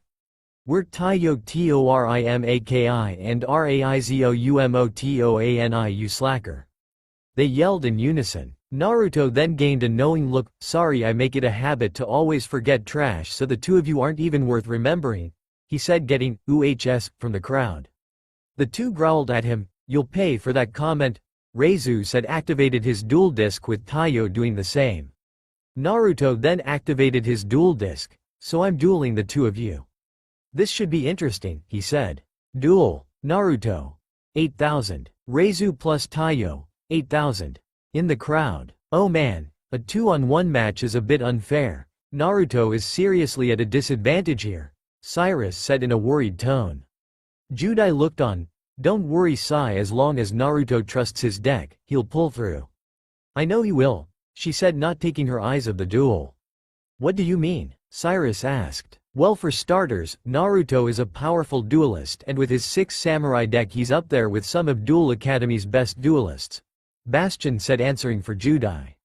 "You got that right, Bastion, but I think there's more to his deck than what was shown," Judai said with a serious tone, getting everyone's attention. "What do you mean by that?" Alexis asked, completely forgetting her jealousy towards Judai for making a move on Naruto. "I don't know, but from my training with Naruto when it came to dual spirits, he told me the stronger the dual spirit, the more radiant the card will appear, and from what I can see, Naruto's deck is glowing brighter than the Eiffel Tower on Christmas Eve. Which mean that whatever is in his deck, it has to be something powerful," Judai explained. Alexis was surprised at her friend's explanation. She just decided to ignore it and looks at the field to see the battle that was about to begin. "On the field, I draw first," Reizu said as he drew a card. "First I'll set a monster face down in defense mode," Reizu said as a face down monster card appeared. "Then, I place 2 card face down and end my turn. Is that all? And here I though I'll be worried. My move," Naruto said as he draws his card. "I'll activate 2 spell cards, Sheen's Smoke Signal, which allows me to search out a 6 Samurai monster whose level is 3 or lower, and Reinforcement of the Army, which allows me to search out a warrior type monster whose level is 4 or lower," Naruto said as he searched for what he needed, then shuffled his deck and placed it back into the deck holder. "Next I activate Pot of Greed, which allows me to draw 2 new cards from my deck," Naruto said as he drew 2 cards and was wide-eyed from his second pull, but then got over the shock. "Then I activate 6 Samurai United and Gateway of the 6 Special Summon Elder of the 6 Samurai, 400/0, in attack mode," he said as he activated his 2 spell card, then summoned his monster. "Then I activate the special card Asceticism of the 6 Samurai, which allows me to special summon from my deck a 6 Samurai whose attack is equal to the one I just summoned, but it must have a different name, and I choose Kagemusha of the 6 Samurai, 400/1800s. Next I activate 6 Samurai United and send it to the graveyard to draw 2 cards," he said as he sent his spell to the grave and drew 2 cards. "Now I special summon 2 monsters, Go Grandmaster of the 6 Samurai, 2100/800s, and Legendary 6 Samurai Kaizen, 1800/500s, to the field in attack mode," he said as he summoned an elderly warrior monster with black and yellow armor, then a monster with armor similar to the older warrior. Now I summon legendary 6 Samurai Mizuo, 1600-1000, in attack mode. He then summons a female samurai with red eyes and red armor. Master, it pleases me to be in your service once again, the female warrior said to Naruto. Naruto nodded. Now I tune my level 2 Kagemusha with my level 3 Elder and Synchro Summon, he said as the two monsters jumps in the air. Kagemusha turned to 2 green rings and surrounded Elder of the 6 Samurai. May your blade be true and your will be strong as your sword. Synchro Summon. A blast of light appears before him. Appear before me legendary 6 Samurai Shien. 2500-1400s. Naruto roared as the giant pillar of light disappeared and was replaced with a warrior clad in red samurai armor and was carrying a serrated edge katana. When the armored warrior appeared, the crowd cheered. There it is, the Super Y Samurai. I want one. At this, Naruto and Shien sweat dropped at the comments. Quite the fanbase I have, huh master? The synchro monster said to his master. Naruto then sighed. We can talk about it later, he said, getting a nodded from Shien. Now I'll place 2 cards face down and end my turn, he said, playing 2 face downs. Finally my turn. Draw, Taiyo said as he drew his card. Now I play polymerization and fuse the 2-head King Rex and the crawling dragon number 2 in my hand to fusion summon Brachioridus. 2200-2000s, in attack mode, he said as a large long-necked dinosaur was played. Now Brachio attack his Mizuo. Dino Stampede, he ordered his monster to attack. Naruto then grinned, sorry, but you activated my trap card compulsory evacuation device. When this card is activated, I get to return 1 monster on the field back to the owner's hand and I choose your Brachio, Naruto said. What? Taiyo yelled as he saw his monster charge head first into a device, then it was launched into the air and back to him. Then the creature returned to its card and off Taiyo's dual disc. This got him even angrier. Not only did this slifer slacker stop one of his most powerful monster cards, but made his work to summoning it a total waste. I summon Urabi, 1500-800s, in defense mode and place 1 card face down and end my turn, he said. In the crowd, whoa, Naruto just took control of this duel in 1 move, Cyrus said with amazement. I know, in the fact that he took his turn to set up his field the way he did, I wouldn't be surprised if he won this duel without taking some damage, Judai said, not taking her eyes of the duel and more importantly her boyfriend. From what I've heard, Naruto was trained by some of the best duelists in the world. I bet he was trained by none other than the king of games himself, Alexis said. If he did, then he learned the power of the heart of the cards, Judai said, confident that Naruto will win this duel. Her nodded in agreement because it was through the heart of the cards that Yugi Moto had not only won Duelist Kingdom, but the Battle City tournament and claimed the 3 most powerful cards in the entire world. In the field, my turn, draw, Naruto said as he drew his next card. Before Naruto did anything, Taiyo then called out to Naruto, hey slacker, I'd like to make a little deal with you, he said, getting Naruto's attention. What kind of deal? He asked, weary of what this obelisk student wanted. Quite simple. Forfeit this match and surrender your cards to me and my friend here, and if you do I won't post this little video all over the academy, he said with a smirk. Naruto glared at him. What video? He asked. Taiyo then grinned a very snake-like grin. A video I took of you and Judai after the written tests, he said, making Naruto glare even more. So what, we had a moment, big deal, so I'll have to pass on this and continue with this duel, he said. Taiyo then laughed, suit yourself. He then clicked a button, then the monitors activated and revealed the video he had taken. What was an intimate moment between Naruto and Judai was turned into mudslinging propaganda to humiliate the two, but more on Judai. The obelisk males started to laugh and point at Judai, who was crying right now, while Cyrus, Alexis and Bastion covered her from the crowd's jabs. The Slifer and Raw students as well as the female students were disgusted by what those 2 obelisk blue student had done. Naruto was shocked to see that these 2 had done. They had not only humiliated Judai, but they had made her the joke of the entire academy. Then something inside him snapped. He lowered his head, allowing his bangs to cover his eye. Ha ha ha ha ha, I told you to forfeit. Now your little Slifer slut is now the laughing stock of the whole school. Taiyo said as he laughed. Reizu laughed along with him. Having enough, Naruto yelled, "That's enough." He yelled as red aura shot out of his body, causing everyone to forget their laughter and look upon the blonde with awe and fear. The aura then died out and the Naruto that stood before the two obelisks was different. His hair was wilder than usual, his whiskers were more profound, his canines were elongated as well as his claws. The blonde then lowered his head to face his opponents, but instead of blue eyes they saw crimson with black slits glaring at them. "You hurt my girlfriend, so now I'll hurt you," he said in deep voice that almost sounded like he was possessed by a demon. "I didn't want to use this, but you have forced my hand." He then picked a card from his hand and raised it into the air. When he did, thunder clouded came rolling in out of nowhere, bringing down torrents of lightning down upon the island. "Ahhhhhh," the two students yelled. "I sacrifice Grandmaster, Kaizen, and Mizuo to summon the almighty Slifer the Sky Dragon," he yelled as he slammed the card onto the duel disc. When he did, the card appeared, before disappearing in a pillar of light.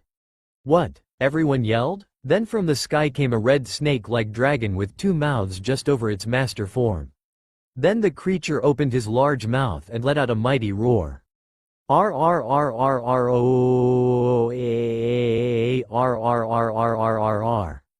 Everyone was shocked that this Slifer slacker would have one of the most power cards in his possession, and not just any monster, but the very symbol of his dorm.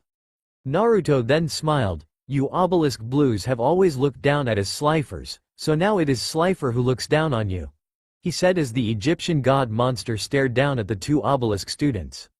Wait, can we talk about this?" Taiyo said, trying to worm his way of this while Reizu tried to do the same. Their pleads fell on deaf ears.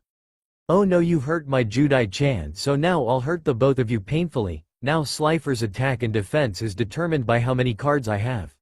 I have 3 cards, but I can change that by activating Gateway of the 6, but removing 4 Bushido counters I can add 1 6 Samurai monster to my hand from either my deck or graveyard, so I can do it 3 times, he said as he went to his graveyard and took what he needed, thus increasing Slifer's attack power.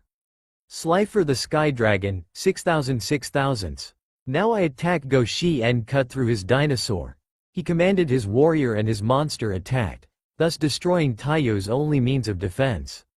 "No please," Taiyo begged. "Slifer, end this fool." Thunder Surge Blast. Slifer then launched a beam at Taiyo, thus making him to forget his face down. The attack made an explosion upon impact. Naruto. 8,000. Raizou. 4,000. Taiyo defeated. When the smoke cleared, Taiyo was face up on the ground unconscious, and Reizu was completely terrified of the power the creature before him had. "Well then, 1 down, 1 to go, but since I already conducted my battle phase 1, end my turn," Naruto said. The crowd. Everyone was shocked to see one of the famous god cards that Yugi himself owned, but that was where the question lied. How did he acquire Slifer the Sky Dragon? And did he have all 3 in his deck? As the thoughts emerged in the minds of the entire student body, Judai, Cyrus, Alexis and Bastion were shocked that their blonde friend had just summoned one of the most powerful monster cards in the entire game. Judai, did you know about this?" Cyrus questioned his brunette friend. "No, this is the first I've seen this," Judai answered after drying her tears. "Wow, to be a witness to the summoning of one of the 3 legendary god cards is a once-in-a-lifetime opportunity," Bastion said, not taking his eyes off the Scarlet Beast. Alexis couldn't form any words to agree with the raw yellow student, but merely nodded. Overhead with Chancellor Crowler. "After this duel is over, I want those obelisk students in my office," he said to Crowler. But Chancellor, shouldn't we be sending that Slifer to you on grounds of having injured a student and for having an illegal card in his deck?" Crowler said. "And take away those cards and give them to my obelisk blue students," he thought as he began brainstorming on who'll get those cards once he confiscated them. Shepard, almost like he can read Crowler's mind, answered, "No, I want those too. Beside, I got in contact with Seto Kaiba before Naruto arrived, and he told me of the situation regarding Naruto and the god cards, and he said, and I quote, 'If I find out that someone other than my godson has used the god cards without his permission, then I'll launch a full-scale investigation as to how the card left Naruto's possession and expel and blacklist the student, and fire the faculty members and blacklist him, her from working in any other dual academy institution.'" From what he said I can clearly tell that he was quite serious, Shepard said as Crowler paled of having the owner of Duel Academy come here himself to personally fire and blacklist the ones who stole those cards. Never mind then, stealing those cards isn't worth losing my job, he thought, destroying his plans. Back on the field, Reizu was in a state of shock. His friend was lying on the ground unconscious and he was being stared down by one of the most powerful cards in the game. Well, are you going to take your turn, or do I have to end his? Naruto said, getting impatient with Reizu's lack of action. Get out of his general shock, Reizu responded. Fine, I'll go draw, he said, drawing his card, hoping it was what he needed. When Reizu looked at the card he smirked. Perfect. Say goodbye to your god card, Slifer scum, he said, getting everyone's attention. Oh, and how will you do that? Naruto asked. Just watch. I use polymerization and fuse the barrel dragon and blowback dragon in my hand to play Gatling Dragon. 2600 1200s, in attack mode, Reizu said as two machine dragons merged to create a machine dragon on wheels and 3 Gatling guns won all 3 of his heads. Wow, I'm impressed, but did you forget Slifer's special ability? Naruto said. What special ability? Reizu asked. When a monster's is normal or special summoned to your side of the field in face-up attack position, that monster's loses 2000 ATK, then if its ATK has been reduced to 0 as a result, destroy it. But luck for you, your monster will survive. Go Slifer's second mouth, he ordered his monster. Then Slifer's second mouth opened up and launched a yellow orb at the metal dragon, reducing its attack. Gatling Dragon. 2600 minus 2000 equals 600. That won't matter once I activate its special ability. I get to toss a coin 3 times and for each heads I get, I can destroy that many monsters, he said with a grin. Oh well then, by all means use this effect and see what you get, Naruto challenge. As you wish, he said as he began flipping his coin. In the crowd, this isn't good. If he get 2 heads, then Reizu will destroy both of Naruto's monsters, Bastion said. Oh, how's Naruto going to get out of this one? Cyrus asked. Don't forget, Naruto-kun still has 1 face-down cards, so whatever it is, he has saved it for this moment, Judai said. And how do you know that that face-down will save his monsters? Alexis asked. Because the look on Naruto's face says it all, she said. Point out that Naruto had a calm demeanor to his face, practically showing little to no concern to his opponent's monster effect. I hope you're right, Alexis said. On the field, after flipping the coin 3 times, Reizu got 2 heads. Alright. Now I'll destroy 2 of your monsters, so say goodbye to your samurai and your god card. Reizu said as his monster started to charge the Gatling guns. Naruto then grinned. I was hoping you'd do that, for I have the means to save my monsters, Naruto said with a confident smirk. And what would that be? Slifer reject, Reizu said. This, I activate my trap card Musakani Magatama, he said, activating a counter trap card. What does that do? Reizu asked. Never seen this card before. I'm glad you asked. You see, whenever my opponent activates a spell card, trap card, or monster effect that destroys a card's, while you control a face-up 6 samurai monster, I can negate the activation, and if you do, destroy it. So I'll be negating your Gatling Dragon's effect and sending it to the scrapyard, Naruto said as his trap card started to glow. Then the item on the card appeared and wrapped around the mechanical dragon's center head and destroyed it. Reizu was shocked. His best monster was destroyed by a mere trap card. Then this got him wondering, did he plan this from the start? Naruto stared at him with his crimson eyes. It's still your turn, or should I start my turn and end this duel? Naruto asked. Fine, I'll play a monster in face-down defense position and end my turn, Reizu said, knowing that if he had summoned something in face-up attack or defense position, then Slifer would have either weakened it or destroyed it. Finally, draw, the blonde said, drawing his next card, thus increasing Slifer's attack. Now I special summon Grand Master of the 6 Samurai, 2100 800s, and activate Heavy Storm to rid the field of all spell and trap cards, he said as he activated the spell that destroyed his gateway of the 6 and Reizu's 2 face-down cards, which were a time machine and a magical cylinder. Now I'll end this duel, Grand Master, and attack his face-down monsters. He ordered his monsters to attack Reizu's face-down monsters, which were Oni Tank T-34, 1400 1700, and Robotic Knight, 1600 1800. And now for the grand finale, Slifer attack his life points directly. Thunder Surge Blast. Naruto commanded the giant red dragon to launch a beam of yellow energy at Reizu, when upon impact caused an explosion, which the students covered from, except for Naruto who didn't even flinch from the force of the impact. Slifer the Sky Dragon 5000 5000s. 4000 minus 5000 equals minus 1000. Naruto. 8000, winner. Raizou and Taiyo. 0, defeated.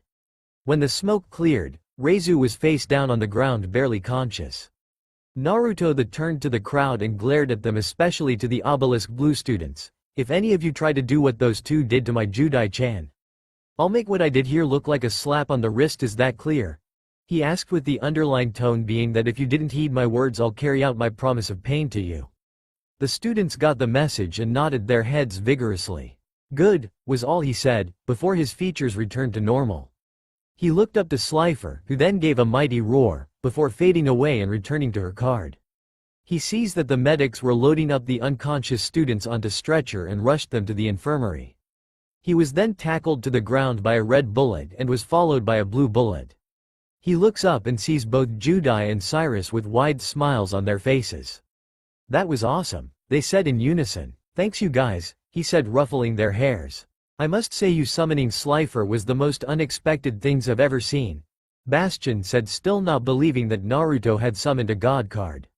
Well, I was once called the most unpredictable duelist by both Yugi and Kaiba, so I guess that title has really stuck to me, he said, getting up along with Judai and Cyrus. Alexis then joined them on the field. That was an amazing duel, Naruto. Just wished I got to see what you could do, before you FD'd me the last time we dueled, she said. Sorry Alexis, but I play my deck to either end a duel quickly, or set up my field for whatever my opponent does, he said truthfully. Time Force. After the exams were over, both Naruto and Judai were promoted to Raw Yellow, but due to there being no room for them, the two decided to stay in their old dorm in Slifer Red, until room was made available. While Naruto was sleeping, Judai was visited by Alexis, who decided to confront Judai about her connection to Naruto. So, you and him are a couple now? Alexis asked as her jealousy surfaced. Yup, and I couldn't be any more happier, she said with a $1 million smile, which got under Alexis's skin in a bad way. But you know, she said, getting Alexis's attention. He's in a relationship with Serenity Wheeler and I decided to share him, and I'm planning on convincing both him and her to allow myself and you to join, she said, making Alexis's eyes widen and her jaw drop to the group. Ooh, it'll be fun, and I wonder what kind of underwear Serenity sleeps in, she asked herself as she walked back to her dorm room, while Alexis couldn't believe what she was hearing. Judai was a pervert and, from what she can guess, a UAL deviant if given the chance. Then images of her with a naked Judai, naked Serenity and a very naked Naruto were all lying in bed in white possess.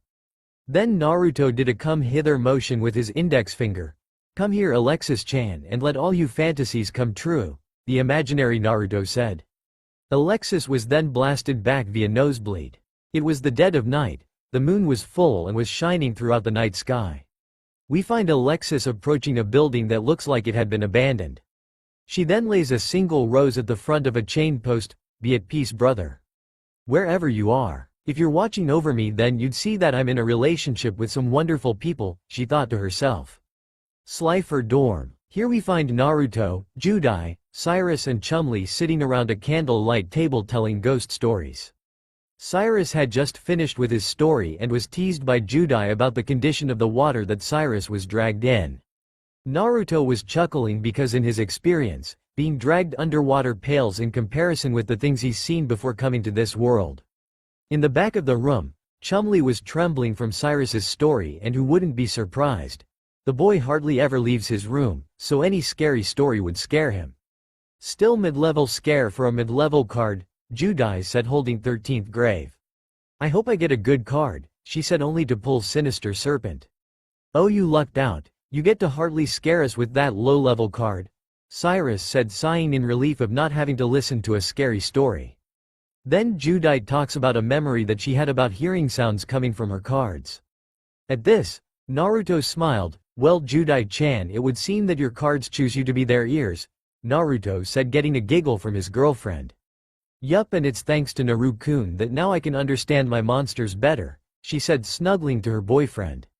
Well, I guess it's, he said as he reached for the deck. Ha ha ha ha ha, I would like to join on the Fright Fest, said as he appeared right behind them, scaring Cyrus and Chumlee out of their seats, while Judai leapt into Naruto's arms carrying her princess style. I think you just did, Cyrus said, trying to regain his bearings.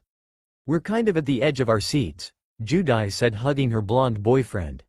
Or at least we were, Cyrus said, getting back to his seat, while Chumlee was at the back of the room quivering in fear of being surprised by the sudden appearance of their dorm headmaster. But since you're here now, why don't you draw a card? The tougher it is, the scarier your story has to be, Cyrus said, fixing his glasses. Banner then drew a card, and the card he drew was Five-Headed God Dragon. Whoa, that's a level 12 monster, Judai said with amazement. At the sight of the card, Cyrus started to get nervous. Yeah, I think I'm gonna go to bed now, Cyrus said, trying to chicken out of a good story in Naruto's opinion. Ha ha ha ha, what is wrong? Don't you want to hear about the abandoned dorm at the end of the island? Banner asked. At this, Naruto's face morphed from cheerful to somewhat serious. The abandoned dorm. So that's what Kaiba asked me to look into too, Naruto thought to himself. As Banner spoke about the abandoned dorm, Naruto took note from what Banner was saying, and the part about several of the students disappearing definitely intrigued him. Then when Banner mentioned shadow games, Naruto's eyes slightly widened to hide his surprise. So Kaiba's suspicions were accurate after all. That dorm and those students were playing with forces that should have been left alone. I'll have to go there myself and see if I can find anything. Good thing Kaiba Koifu gave me that all-access pass. Naruto though, as he started to plan his next step. Thanks, you can stop now, a frightened Chumlee said, trying to get Banner to stop the story. You see, kids, shadow games are duels played with powerful mystical items, Banner said. You mean the Millennium items such as the puzzle once owned by the King of Games himself, or the Millennium Rod used by Merrick Ishtar during the Battle City Finals, Naruto said, cutting off Banner. Banner then laughed. I see you know about the Millennium items, young Pegasus, Banner said with a smile on his face. Naruto huffed. Well, of course I do. My god brother is Yugi Muto after all. Plus his grandfather Solomon Muto told me stories about the items and how they were used to conduct shadow duels against each other, he said, getting awes from the Judai, Cyrus and Chumlee. Pharaoh then meowed. Banner then stood up. Well, I guess that's my cue to get back home, he said as he left the students. Later, they said in unison. You know, there's this creepy building I saw in the forest, Cyrus said, only to be cut off by Judai, who jumped from her place on Naruto's lap and onto her feet. Ah, sweet, so you'll lead us tomorrow night, Judai said with excitement. What? Both Cyrus and Chumlee said. Wait a sec, what do you mean us? Asked Chumlee. It'll be fun, Judai said, before being cut off by Naruto. Meanwhile outside, Crowler was chuckling up a storm.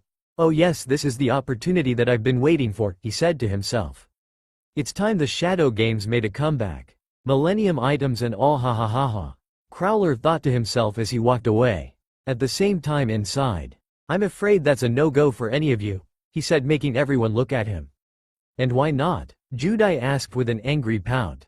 In order: 1. The place is forbidden for all students and anyone caught there will be expelled. And 2. I have clearance to go there because I work for Seto Kaiba and he gave me several things to look into, and one of those things just happened to be the abandoned dorm, he said, getting surprised looks from his friends and girlfriend. How come we're hearing about this now? Asked Judai. Did you read the rulebook? The blonde asked, making everyone sweat drop. No, the brunette said. Then there's your answer, Naruto said with a smile and 2 eye smiles, only to get hit with a paper fan by an angry Judai. That's not funny, Judai said, pouting with tears threatening to fall down her reddened face. And besides, why would Kaiba ask you to investigate the dorm? Asked Cyrus. Naruto, rubbing the lump on his head, turned to the brunette. Because like I said earlier, I work for him, and since I was already coming here, he gave me a list of things to look into, and the abandoned dorm just so happens to be on the list, and now that Banner told us what happened there, I can go there and search for clues about what took place there and also see how the Shadow Realm fits into all this, he said. Judai huffed. Fine, but we're coming too, and that's final, she said, leaving no room for argument. Naruto sighed in defeat. Fine, you can come, but you have to follow my orders, he said, getting nods from the other three. Meanwhile in Domino City, in a dark alleyway, two people were dueling. One of them was an average-sized man with a bald head and the other was a very tall man wearing a black trench coat wearing a mask and a fedora. "Ah, okay, you win, please just take anything you want, just go," the frightened man said. Then the tall man pulled out a pyramid-shaped object. "What I want is your soul," he said as the object in his hand started to glow a bright gold. "No, please show some mercy," the bald man begged. "Some mercy? What is that?" the large man asked as the pyramid glowed crimson. After a blinding flash of light, the bald man was laying on the ground unconscious. Then the tall man approached the unconscious man. "Rest in peace in the shadow realm, he said as he heard his phone go off. "Speak," he said as he answered his phone. "Duel Academy, tomorrow night, I'll be there," he responded.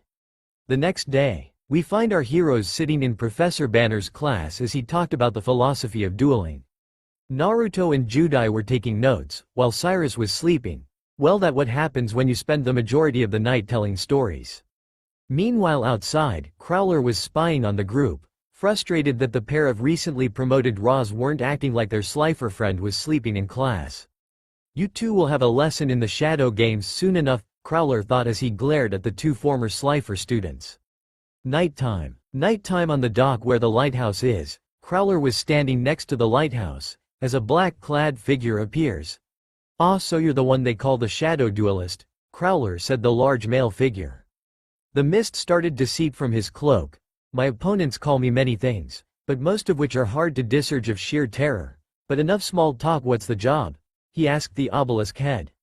"I want you to frighten someone so intensely that he leaves this academy and never comes back," he said as the mist approached him at his feet. "Up to the challenge?" Crowler asked. "Of course, I never turn my back to a challenge," he said with the same monotone. Then as the mist thickened, Crowler comically jumped around the man and the man followed his movements. "Oh my, you are good," he said with some evidence of terror in his voice. "I'm better than good and I'll prove it not just by scaring this someone, but by banishing him to the shadow realm," he said as he slid backwards and faded into the mist, leaving Crowler where he stood. Crowler then smiled. "Well, all right, if you insist," he said. To the group. After some walking and listening to Cyrus and Chumlee about bathing, the group finally made it to the abandoned dorm. Naruto then let out a small sigh. "I still can't believe you talked me into letting you three come with me on this investigation," the blonde said with a hint of defeat. "Come on Naruto-kun, it'll be fun, and beside you'd be lonely out here," Judai said as she hugged Naruto, who merely blushed at her statement. Cyrus then noticed the rose on the ground. "Hey, I wonder who could have left that?" he asked. Naruto then spoke. "Well, Banner said that some of the students went missing here, so whoever left that rose must have been a relative to one of those students," Naruto said in a sad tone. Then they heard the sound of a branch breaking. "Ahahaha, who's that?" Cyrus and Chumlee yelled as Cyrus jumped into Chumlee's arms. "An. Scooby-Doo much lololol." Both Naruto and Judai turned around and pointed their flashlights at the direction of the sound. There they saw a familiar obelisk blue girl, Alexis Rhodes. "Oh hey Alexis-chan. Nice finding you here," Naruto greeted as Judai jumped to hug her. She latched onto the blonde. "Alexis, what are you doing here?" Cyrus asked before Chumlee dropped him to the ground. Alexis pushed Judai off, approached them. "That's funny because I was about to ask you the same thing," she asked. Naruto then cleared his throat. "I have a reason to be here, the other three merely tagged along," he said as he opened up his bag and started to set up a go-cam. Alexis then raised an eyebrow. "Oh, and what reason is that?" she asked her love interest. Before Naruto could speak, Judai spoke. "It's because he works for Seto Kaiba and was asked to look into things that caught his attention, and the mystery of the abandoned dorm is one of them," she chimed. Naruto then put his knuckles on Judai's temples and squeezed rather hard. "That was classified information, Judai. I don't need my investigation being compromised." Itai, Itai, Itai, Itai, Itai. "I'm sorry Naruto-kun," the girl stated to flap her arms and let little comical tears fall out of her eyes. Naruto then let Judai go and turned to the group. "So, now that you know why I'm here, can you tell me what your connection to the abandoned dorm is?" Judai rubbed her temples to ease the pain. "Meanie," she scowled. Alexis made a sad face and turned away. One of the kids that disappeared was my brother, she said in a sad tone as she left. This shocked the group, so I guess the rose was for him, Naruto thought. Then Naruto turned to the dorm. If her story is true, then this entire investigation is starting to sound like a horror movie come to life, he said as he hopped over the chain. He and Judai and Chumli started to make their way to the dorm. We should head back, you guys, quivered Cyrus. Cyrus, you better come over here, or so help me I'll come over there and drag you here, Naruto shouted, completely annoyed by the cowardice of the blue-haired Slifer. Cyrus weighed his options and voted to follow. Hey, wait up, he said, trying to catch up with his friends. Meanwhile, Alexis turned around and saw Naruto and the group enters the dorm. I hope Naruto-kun knows what he's doing, she thought with a worried expression to her face. As she turned around to leave, she was stopped by a tall black cloaked figure. Inside the dorm, Naruto then turned on the Go Cam and started recorded. Alright everyone, stay close and try not to damage anything, he said, getting highs from the group. You with a few decorations here and there and we can totally move in here, Judai said with a megawatt smile to her face. Are you kidding? This is worse than the Slifer dorm, Cyrus complained. Meanwhile, Naruto took shoots of the wall and saw hieroglyphics and several images of the Millennium items. Then he find a photo of someone he's never seen before, but in the picture he was wearing an obelisk blue uniform, so he assumed that he was one of the missing students. Unknown location. Alexis wakes up and finds herself bound and in a creepy coffin. Where am I? She asked as a creepy laugh was heard. Don't worry my dear, you're merely the bait to lure my quarry to me, the voice said. Naruto? Judai, she said. Then a golden slit eye appeared, glowing gold, thus blinding her. Ah! Screamed Alexis. Back with the others. That sounded like, Cyrus said. Alexis. Both Naruto and Judai yelled as they followed the scream to a cavern where they found her étoile cyber. Then they reach a cave where they found Alexis unconscious and a suspicious black-clad figure. At this, Naruto was angry that someone had hurt someone he cared for. He, so you finally decided to join us, the man said as he approaches them through the fog. Welcome Naruto. Judai, for this will be your end, he said. Who the hell are you? Judai asked as she yelled. My name is Titan the Shadow Duelist, the name said as he introduced himself. At this, Naruto's eyes widened a bit. He had heard rumors of a duelist going around and sending their souls to the Shadow Realm. The question that was swimming through his head was, how did Titan get on the island without anyone noticing him, but decided to leave it for later? What did you do to Alexis? Naruto asked with a growl. Like I said boy, I'm the Shadow Duelist, so from my title you can guess what happened, he said. Naruto clenched his fists until blood was drawn. You bastard, I'll kill you for hurting Alexis, he said as his features became more feral. The man grinned. Tempting as that may sound, but I would prefer a duel than actual combat, the man said as he activated his duel disc. Naruto then got out his duel disc, inserted his deck and activated it. I'll rip you to shreds when this is over, Titan, Naruto said with a sneer. He then turned to Alexis. I'll rescue you, Alexis. Count on it, he thought as he turned his attention back to Titan. That's if you can defeat me, Titan jeered. Duel, they both said. Naruto 4000, Titan 4000. I'll go first. Draw, said Titan as his disc auto shot his card to his hand. I summon Infernal Queen Archfiend, 900 1500s, in attack mode, he said as he summons his fiend monster.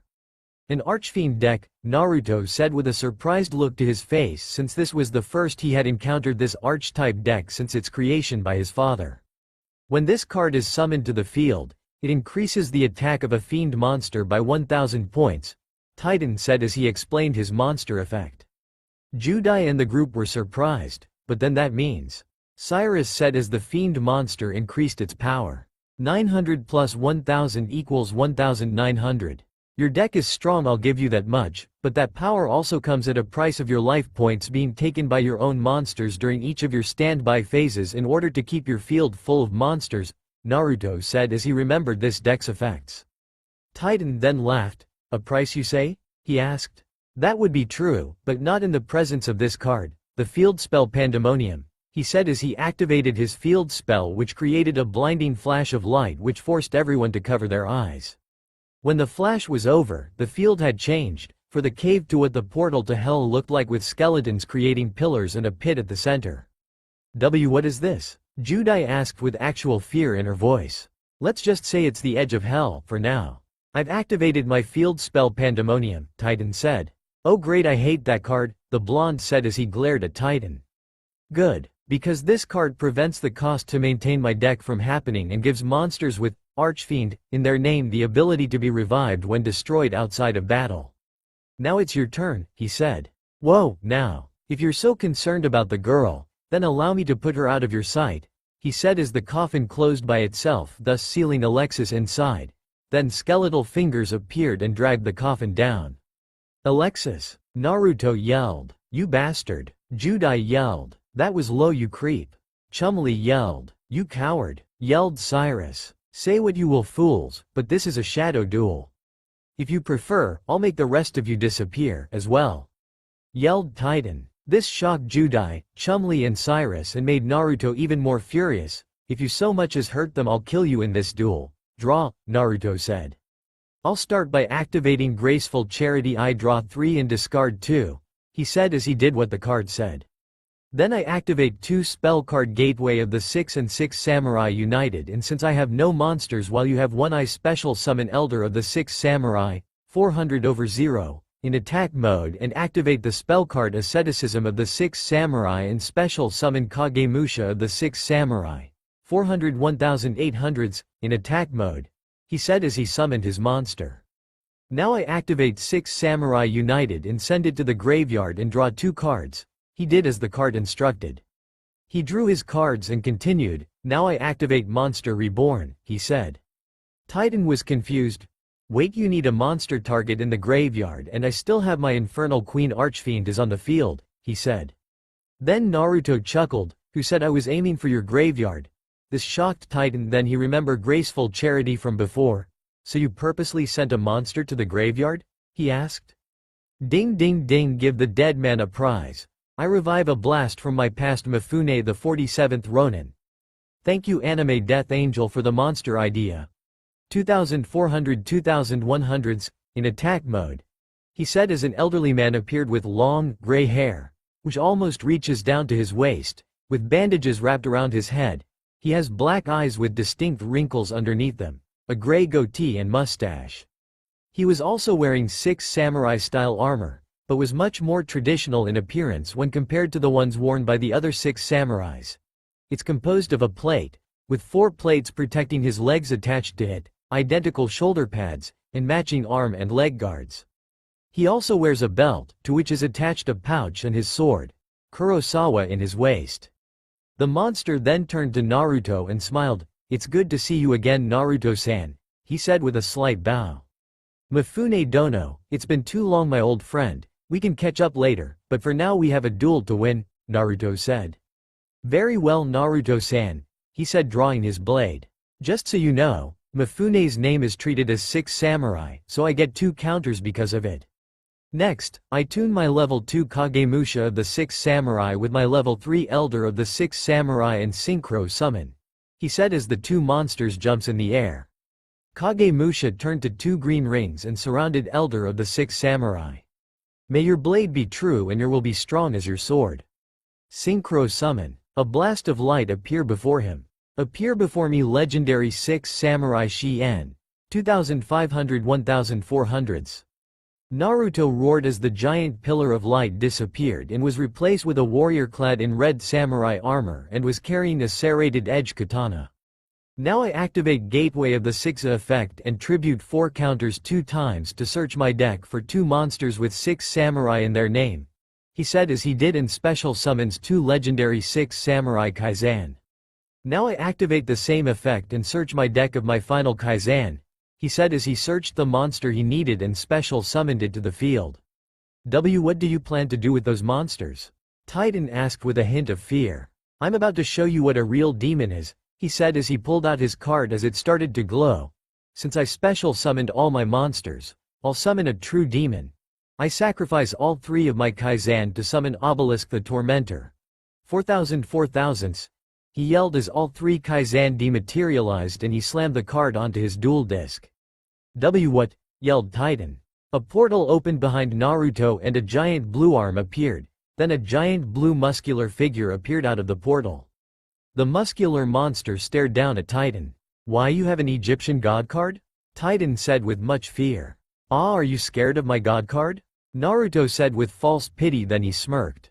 Alright, I'll start by crippling you. Sashien attack his demon queen, he ordered as his armored warrior, who then lunged at the fiend monster and sliced it in half. 2500 minus 1900 equals 600. 4000 minus 600 equals 3400. Also, for every monster with samurai in its name that are in my graveyard, my monster gets 100 attack and defense points for each, and I have 5, so Mifune is now at 2900. Mifune, attack him directly, he ordered his monster. With pleasure, he said as he charged at Titan and brought down his sword onto Titan. 3400 minus 2900 equals 500. Now to end this, Obelisk Fin. He ordered his monster to end the duel, when the serpent heads around the cave started to light up, getting everyone's attention. Then on the floor appeared a golden eye. What is this? Naruto asked. Then black mist appeared swirling around them. The smoke wrapped around them and then condenses it to a black ball. Naruto, Naruto-kun, the group yelled. What is this? Titan asked as he yelled. Naruto looked around. So this is the Shadow Realm, Naruto said as his monsters turned to him and nodded. Then they see black balls falling around them. They attacked Titan and were marching to Naruto, only for Mizuo to appear and attack the black blob monsters. No one harms my master, she said as she sliced the blobs into pieces. Stay back, help me, Titan yelled as the monster's dog piled him and going into his mouth. Hey, are you okay? Naruto asked as his demonic features faded.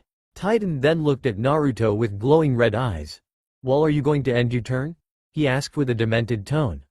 No, I'll finish this duel. Go Obelisk, end this duel with Fist of Fury. Naruto commanded as the giant blue monster brought his left arm up, made a fist and threw it at Titan. 4000 minus 500 equals minus 3500. Titan equals 0. Naruto equals winner. Titan equals defeated. Then the black blobs attacked Titan and started to go after Naruto. Let's get out of here, he said as Obelisk tore a hole through the darkness and Naruto along with his monsters followed after their master. Naruto jumped out of the hole and so did his monsters, but they all turned into their spirit forms. Whoa. I never want to do that again, he said, but then gets tackled by a crying Judai. Naruto-kun, I was so worried, she said, holding on to him for dear life. Naruto then smiled, then caressed her brown hair. I'm here, Judai-chan, he said in a soft tone. Then the ball started to condense.